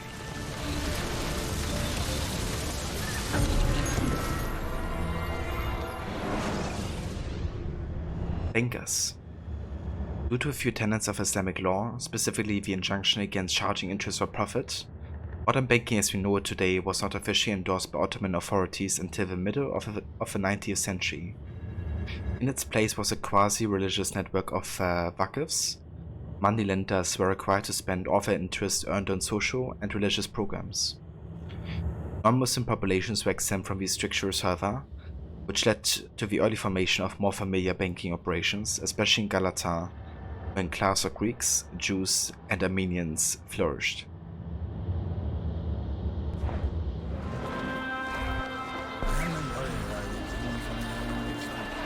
So a bit different to Brotherhood is that every time you renovate stuff, you get 25% notoriety.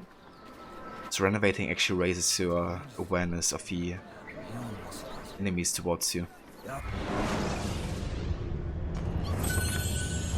Something you always gotta consider.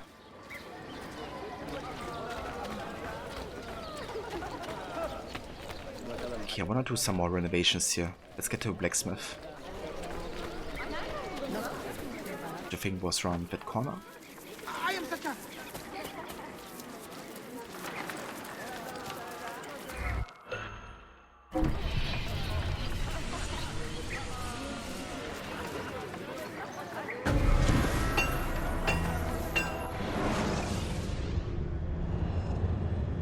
Every Renaissance community needed a blacksmith. Swords, locks, pens, knives, nails and armor were all made from metal and all needed to be shaped.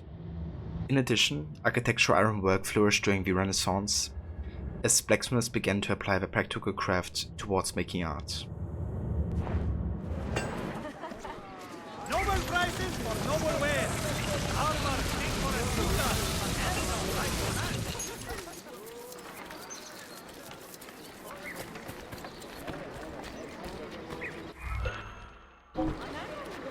Yep, enough money for that, so gonna come back for it later.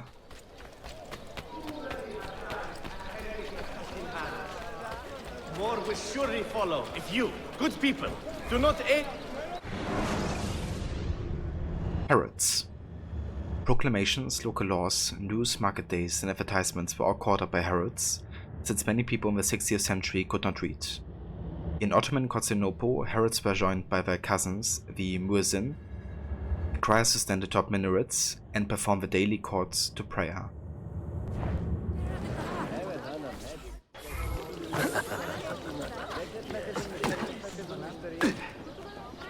Keep back if you value your lives.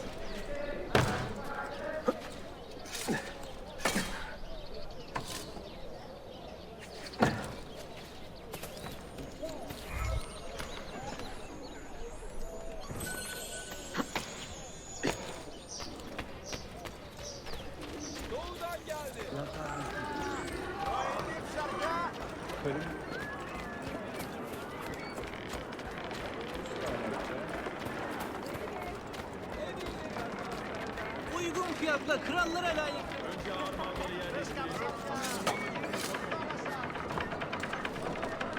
Aman tanrım. Yeni ışıktan.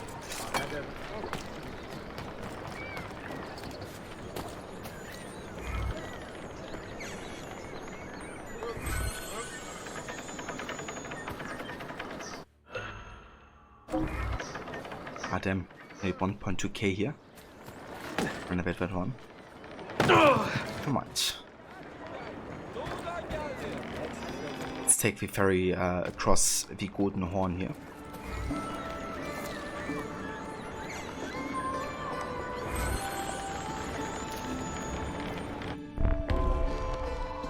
On the attack. Galata Dun is now secure, but Yusuf has not returned from his fight. Go to the Imperionov den near the bazaar to find him. Who think? Do not create any conflict in the Imperionov district.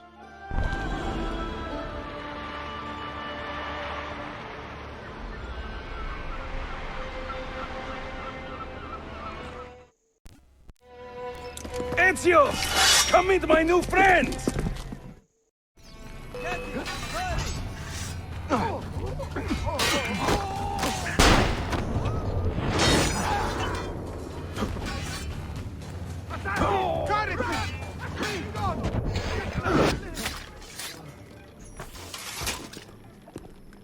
You fight like a man late for his own wedding. See, by about 25 years. I was too late to save the bazaar then, unfortunately. But now that my army has doubled in size, we'll take it back together. This way! When the Templars take control of a district, they flaunt their presence. Hanging banners, extorting the merchants, it's a constant battle to keep them at bay. And they rub our noses in every victory. They are quite bold. Why does the Sultan tolerate this? Sultan Bayezid is far away, Ezio. Warring with his son Selim, many Fersa northwest of the city. He has been away for years, at least since the earthquake, and maybe even before. He is blind to all this turmoil. Ah, but your eyes are open, see? Hem defal, Tashigibi. Believe it. I like that expression. Like 2 full moons.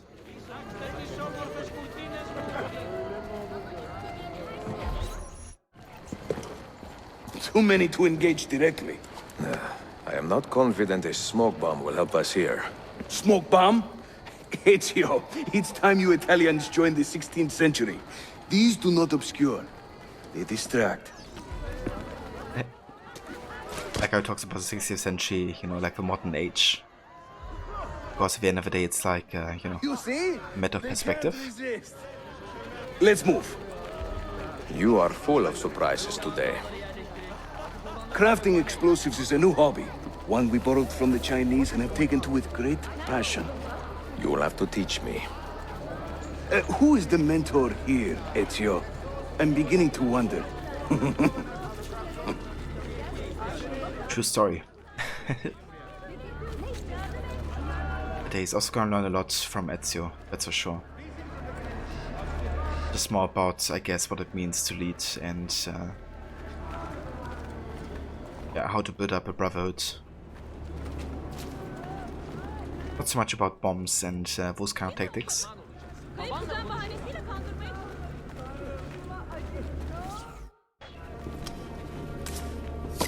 Your turn. Make me proud.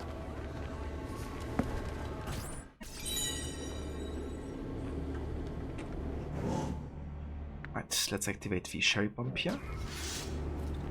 We can throw it over there.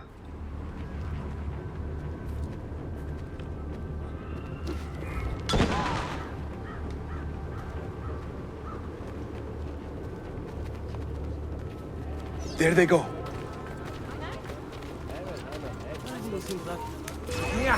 What the fuck? Oh. For some reason that guy didn't got lured by this bomb where he should have been. Means you gotta restart the memory.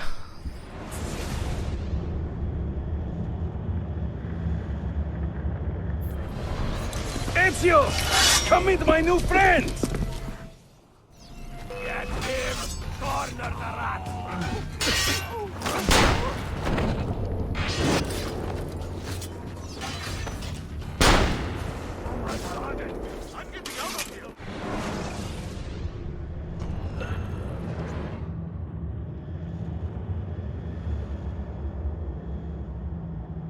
When the Templars take control of a district, they flaunt their presence.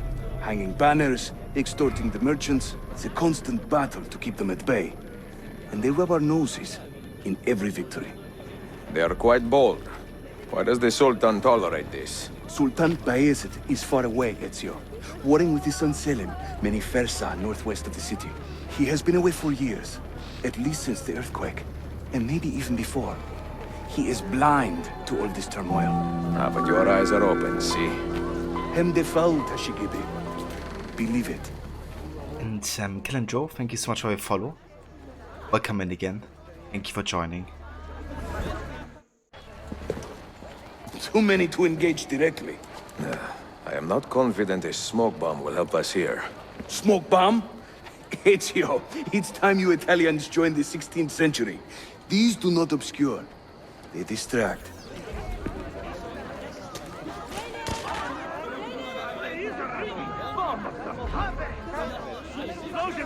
You see? They can't resist. Let's move. You are full of surprises today. Crafting explosives is a new hobby. One we borrowed from the Chinese and have taken to with great passion. You will have to teach me. Who is the mentor here, Ezio? I'm beginning to wonder.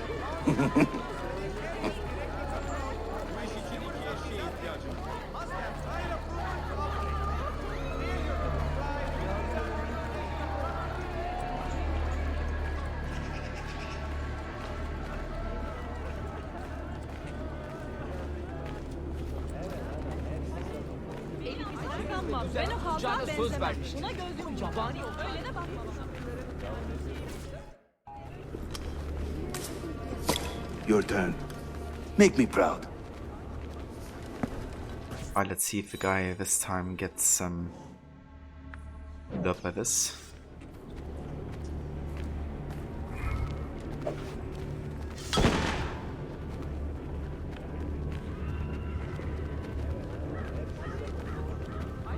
There they go. So this time he does. Kinda curious why I didn't last time, but I take it.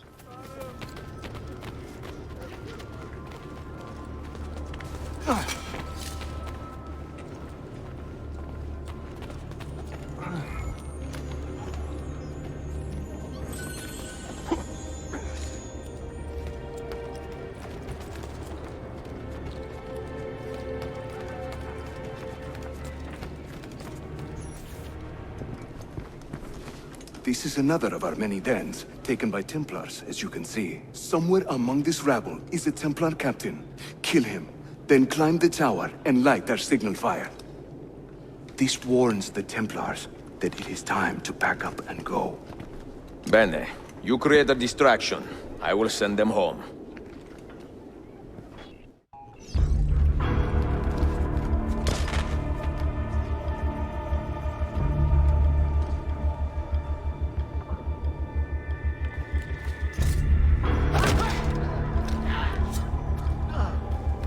Yeah, these guys are organized.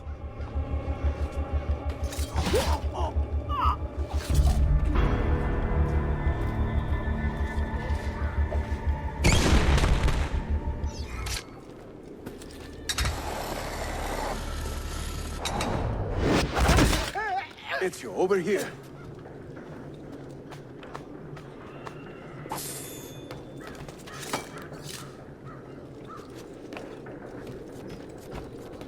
Whenever the Templars commandeer one of our dens, they leave a captain in charge.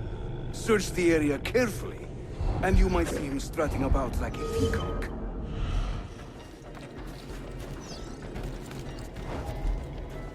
Right, so we still can't get into conflict here, so gotta be careful how we approach this mission here.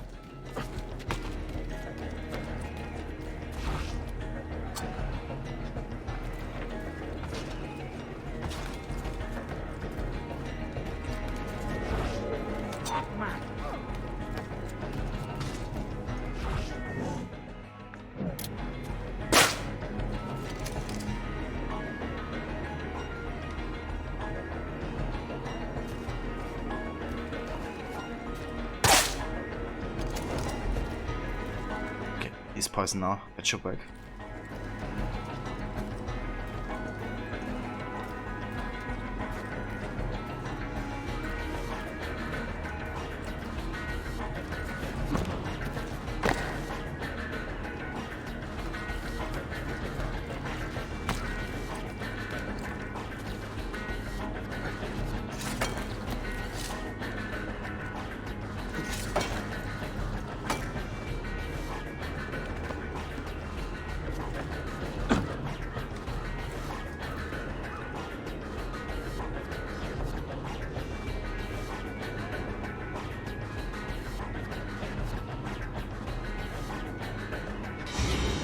Right, it's dead. Time to light this signal tower here. So the soul mechanic is very similar to the Borgia towers, of course, in Brotherhood. So kind of like kept that mechanic in Revelations. Oh, want to loot the captain? Get his money. Fuck, don't get it.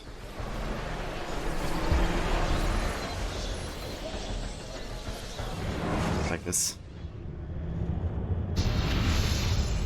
I'm seeing very strange activity in the Animus.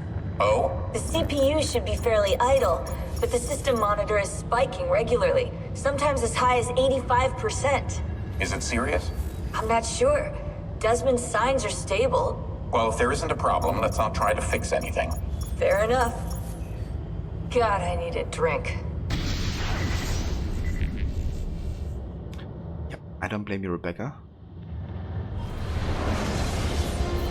After all they've been through. 16? Desmond, think about this. What if I went with you? With me? Where? It could work. Just for a while. Until I found a way out. Another body, maybe, or I don't know. I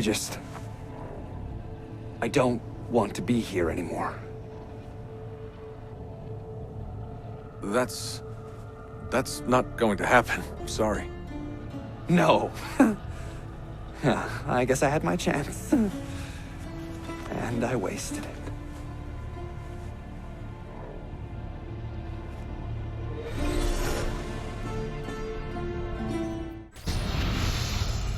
Man. Were they close? Rip Clay. Desmond and Lucy. I mean, closer than friends? Well, there was the occasional misty-eyed moment, but, She liked him, Bill. That's what she told me. Interesting. that's it? Just interesting? I spent a lot of time training each of them when they were younger. She was a remarkable woman. And I just find this whole situation quite sad. Sad? Are you finally getting soft on us, Bill? Yeah, it's a thing, right? Like, Lucy actually did care for Desmond, and she did, you know, fear for him. But she still had a plan, you know, betraying the assassins for the Templars. But that's what I like, you know, kind of like these like complex character arcs. Like, it's not just, you know, like Lucy is like the villain or something. There's much more to her than, you know, the betrayal.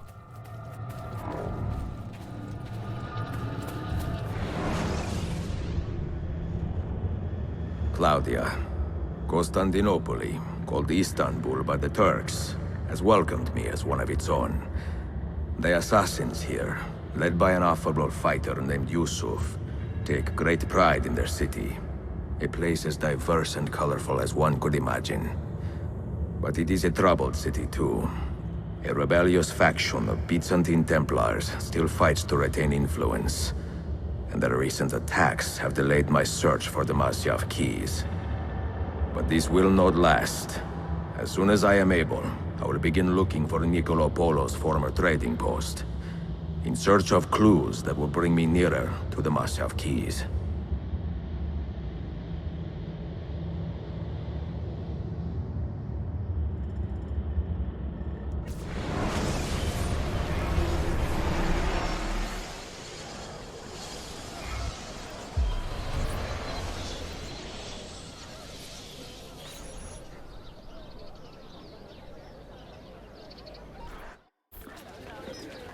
How did we do? We have won the day and recovered Darden. But we lost a few friends in this fight. So much death for so little gain. You have some experience recruiting new assassins, do you not? More than a little. The people here are quite sick of these Templar attacks. Can you turn on your charms and find us a few more recruits? See, but these den will not do for training them. Not this soon. A good point. Speak with one of my men in Galata after you are finished. He can help you begin their training. Indeed.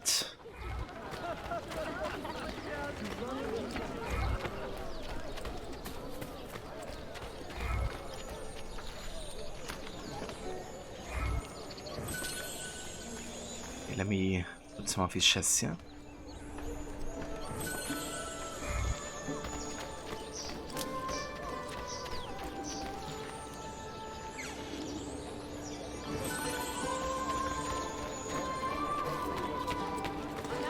Well, that's certainly audacious. Forget him, so huge. I think we have like an action headquarter mission over here actually. Maybe I'll check that out next.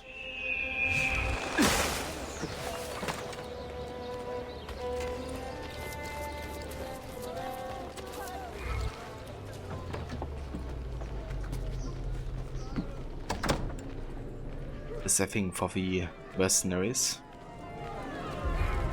Arkadashim, you look distracted. Quite. I have a lot on my mind. Someone in this district is funding a campaign to get us arrested. How so? Well-placed bribes to Ottoman guards, tipping them off to our actions.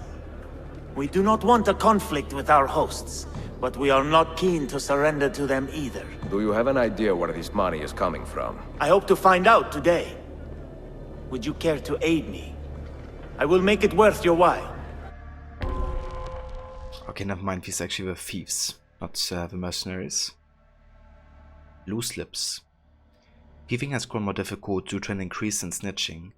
Bait a snitch into leading you to the source of the money funding him, then eliminate and loot the source. Full sync. Using a thief group, lure the benefactor from a security zone before killing him. See, how can I help? We know that the Ottomans were paid a large bribe today. We are going to steal it. Once that happens, someone is sure to send an urgent message back to the money's source. Follow the messenger, and we will have our man.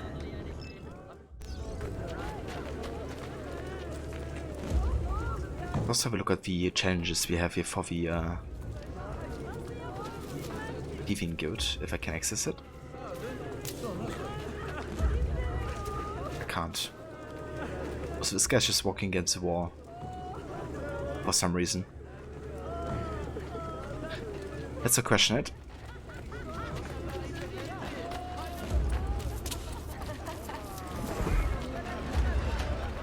And let's also get another renovation because we have a tailor nearby.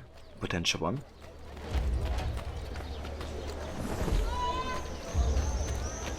The bazaar.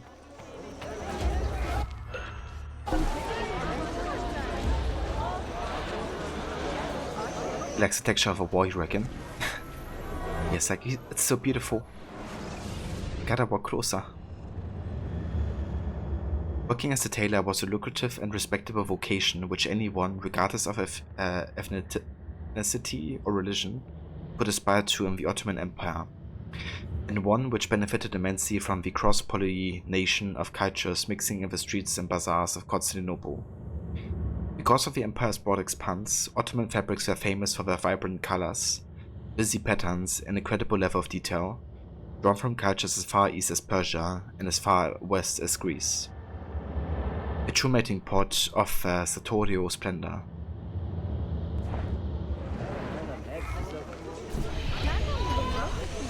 Open his own inn over near Galata.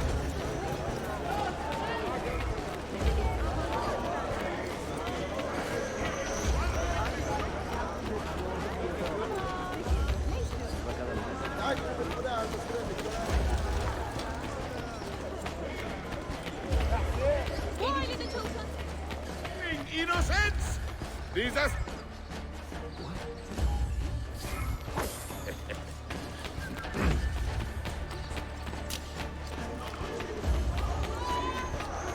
الشغل الشكلان.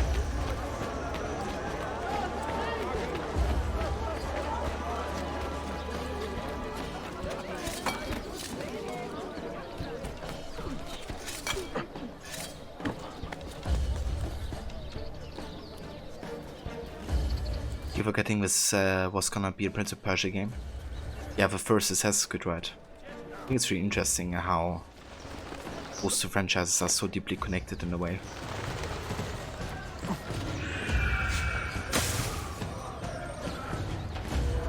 There's also still the early concept for Prince of Persia Assassins, which looks quite similar actually, but way more rudimentary than AC1 turned out to be.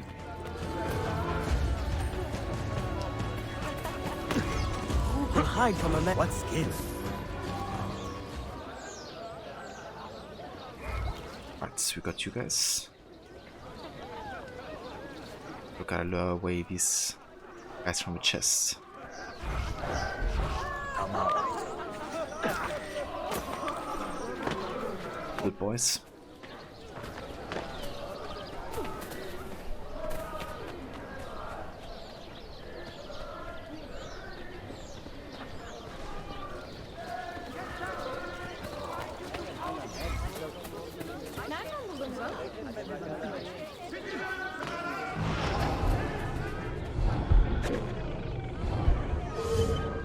Where's he going?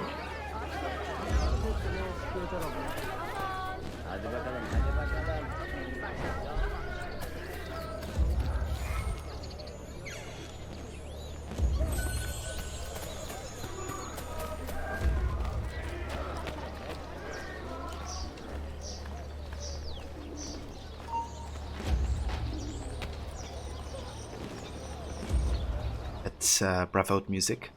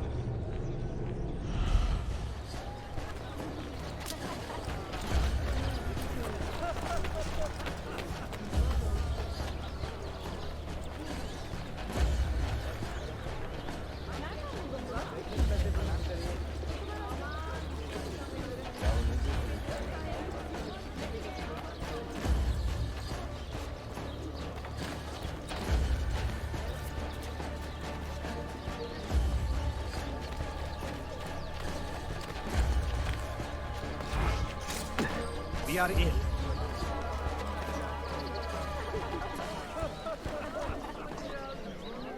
What are you doing here? I told you to keep an eye on those soldiers. Forgive me, Halim Bey, but thieves have stolen the bribe. What? How did they know? I am not sure. If our contacts in the Ottoman ranks do not get their money, we do not keep our special relationship intact. But what could I do? Nothing, obviously. You're just a worm. Now get out of my face. It is an insult that I should pay so much to gain so little. Alright, so we gotta lure this guy out of a safe zone, and then we can kill him. Wait, please! A word with you! Fuck. Jesus Christ. Hurry! I'm losing it! Couldn't use a lure. See? Nowhere to run to. Push. I cannot do that. Not so anyway. How long can you keep running, eh? Keep your eyes open for those sneaky thieves. They may be coming for us next.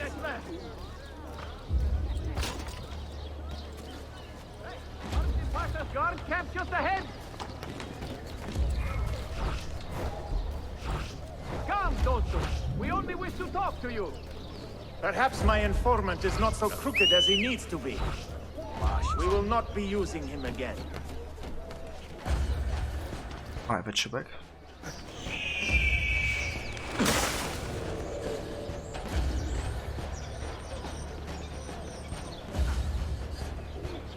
What is my next move? Think, damn you, think!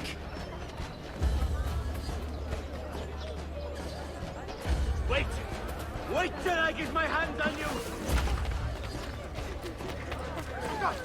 Stop, you damn 50 hertz star! I shouldn't. Kill everyone! Kill everyone! Time to leave!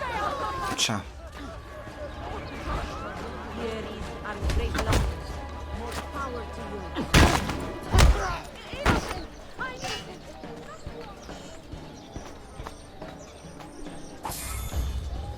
You got away with the money? Evet, about half of it. The rest we distributed to the people. It keeps them honest. Just make sure you do not turn into the criminals you are fighting. Point taken. Why don't you stick around and keep us in line? I will call on you when I need a favor. You can count on that. Yeah. It's kind of interesting, but I think there's actually only one thief and one mercenary kind of like faction mission, and that's it. It's actually much less than what Brotherhood had, right? Like Brotherhood, you had like, I don't know, like 10 missions per faction or something. This game only has like one per thief and mercenary. But yeah, you also gotta consider that this game actually had much less time in the oven. Like this game was developed in, I think, like 8 months or so. And it was originally also planned as a game that wasn't even meant for PC, but rather for like a handheld console, I think. Maybe like the Nintendo DS or something like that even. But it got scrapped into this game and completely changed in development. I think also so they had more time for Assassin's Creed 3 as well. Which is a game they worked a long time on with a new engine and all that. But yeah, I gotta say I'm really impressed with like how Revelations turned out, right? Like how little time they had and how good a game they made out of it in the time. When you compare that to Rogue, which had like a similar development time and is much worse story-wise in my opinion. But that's also just me. But yeah, this is where we're gonna continue next time, guys, with AC Revelations, because it's getting quite late over here and I'm also getting quite tired. Didn't have too much sleep on the weekend, unfortunately, so gotta catch up on that a little bit. But yeah, it was really good making a on Revelations, also getting to finish Brotherhood and the Da Vinci Disappearance DLC. And yeah, I'm very stoked to continue playing with Sequence 3 of this. But yeah, this is it for tonight. The next stream you will see from me will be tomorrow. We're gonna be continuing with Witcher 3, most likely. Putting our in-depth story playthrough of the game. And yeah, I'm very much looking forward to that one as well. It's been a couple days since we last played some Witcher. But I think on Wednesday we're gonna, or on Tuesday, sorry, we're gonna come back to AC Revelations again. And continue where we left off here. Hey Videf, welcome in. Thank you for joining as well. Thanks for the follow. You were not a fan of AC3, you hated Connor. That's definitely fair. Yeah, a lot of people felt like they didn't really enjoy Connor too much as a character. And that's definitely fair. Like, we all have our preferences on what kind of characters we resonate with and relate to. Personally, I like Connor actually. But yeah, I think it's also like, there's a lot of things that I have to consider in understanding like why he behaves in certain ways sometimes. He's certainly not your charming, you know, Ezio type of character. But yeah, there's definitely a lot of things I enjoy about him as well. But to be fair, I like all the AC characters, with the exception of 2 really. The only characters I really don't, or protagonists I guess I really don't like too much, are Shay and Alexios / Cassandra. But yeah, apart from it, I like her more.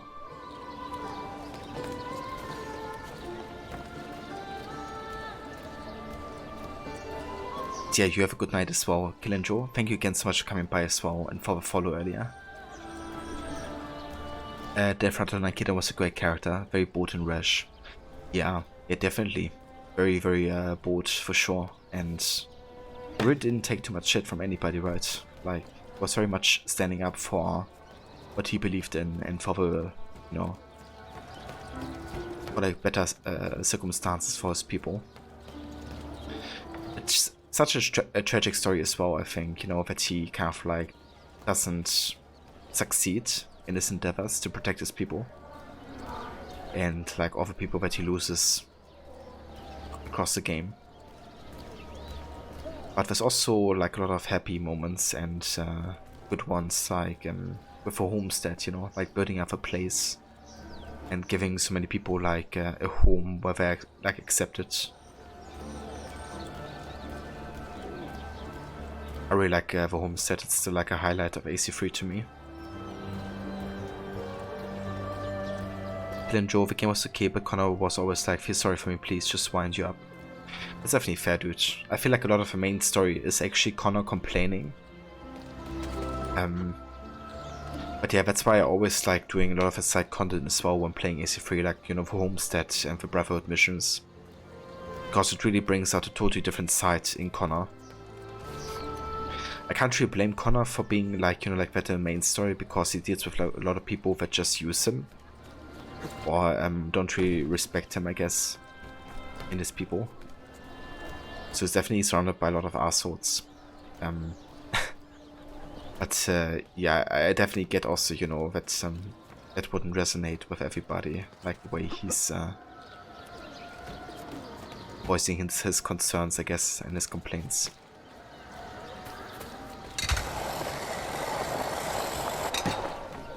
Unlike Kenway, who wasn't an assassin the whole game. Oh, you mean Edward? Yeah, that was something that really bothered me at first. You know, that Black Flag was like the first game where we didn't play an assassin, like, at all. Now I really enjoy the story, because I think it's more about the creed than it is about being an assassin. And kind of like, you know, Edward taking it very literal. And kind of like learning the lesson of, you know, the creed as well. But yeah, back then it was really bothering me that we didn't get to play as an assassin, or that he didn't even join the assassins properly. It really happens off screen that he eventually goes back to London and joins the Brotherhood.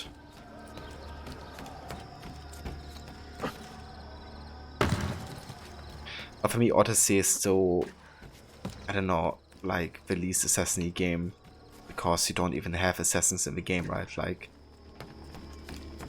they decided to make a game about the origins of the assassins with Origins. And then they decided to make a game that's set 400 years before that as a, you know, sequel. It really bothers me. Like, I don't have to have, you know, assassins in all the AC games necessarily, but it really didn't feel like an AC game whatsoever to me. Or did it feel like they really wanted to do one.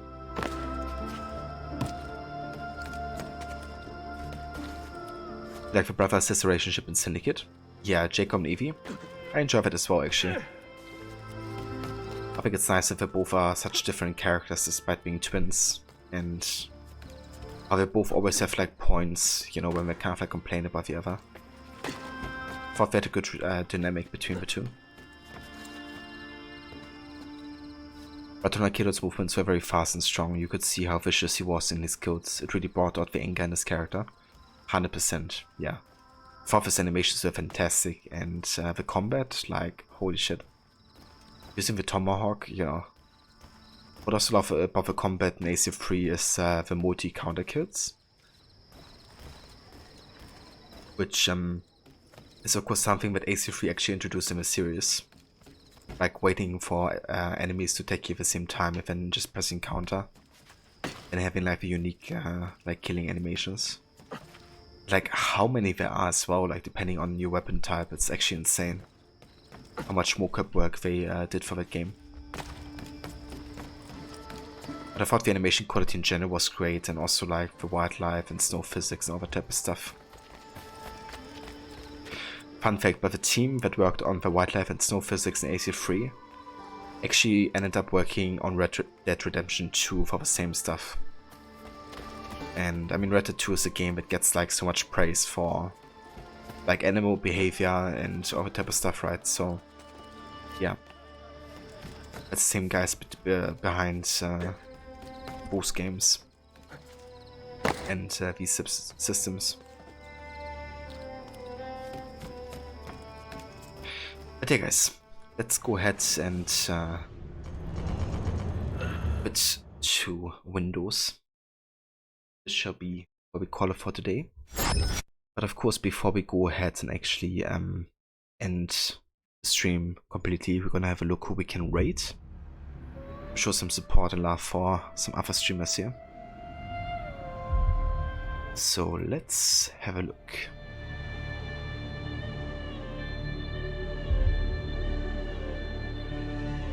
Red Dead 2 was great. Yeah, I love Red Dead 2 so much. I played the series for the first time last year. Like both Red Dead 1 and 2, and I just love that overall story so much. Also like how it interacts with each other, you know, like all the characters that reoccur and reappear in the game. Cheers, Steph. Yeah, I have like a couple of the concept arts and wallpapers that I found online. It's like a slideshow. I also post these on a regular basis on Discord, if anybody's interested joining over there. So there's just like general discussions, we share all kinds of things about Assassin's Creed. But yeah, I also share like all my wallpaper and concept art collections of all the games that I stream. So Revelation is also gonna be uploaded over there very soon, in case anybody's interested joining. But yeah, I don't really have anybody online right now, to be honest, that I would like to rate, so maybe we just have a look who's playing some AC Revelations as well. Let's have a look.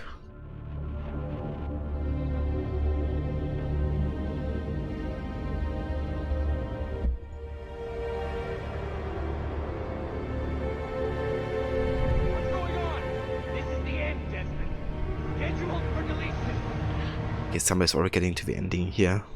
It's too late in the game. Okay, let me look for another Assassin's Creed game. How about Origins? We just talked about it. Who's streaming Origins?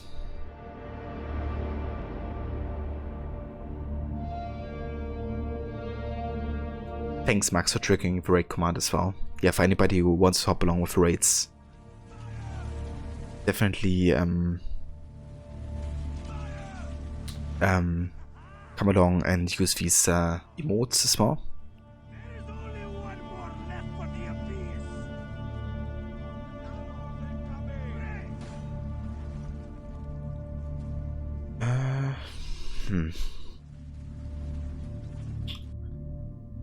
And this is tricky, finding a streamer on a raid here.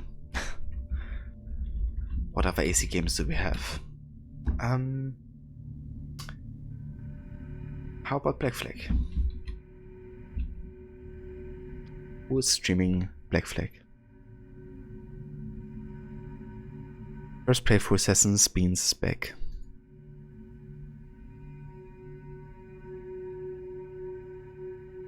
Let's have a look at this.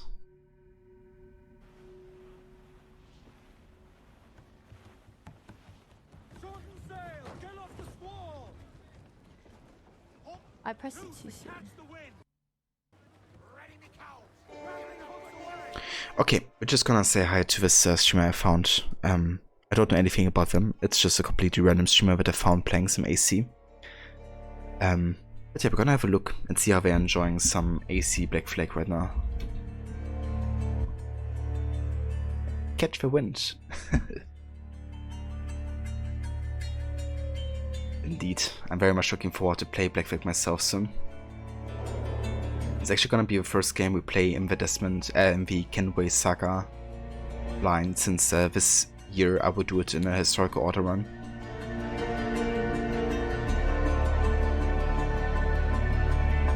Yeah guys, I will catch you over at Green Sprout Baby.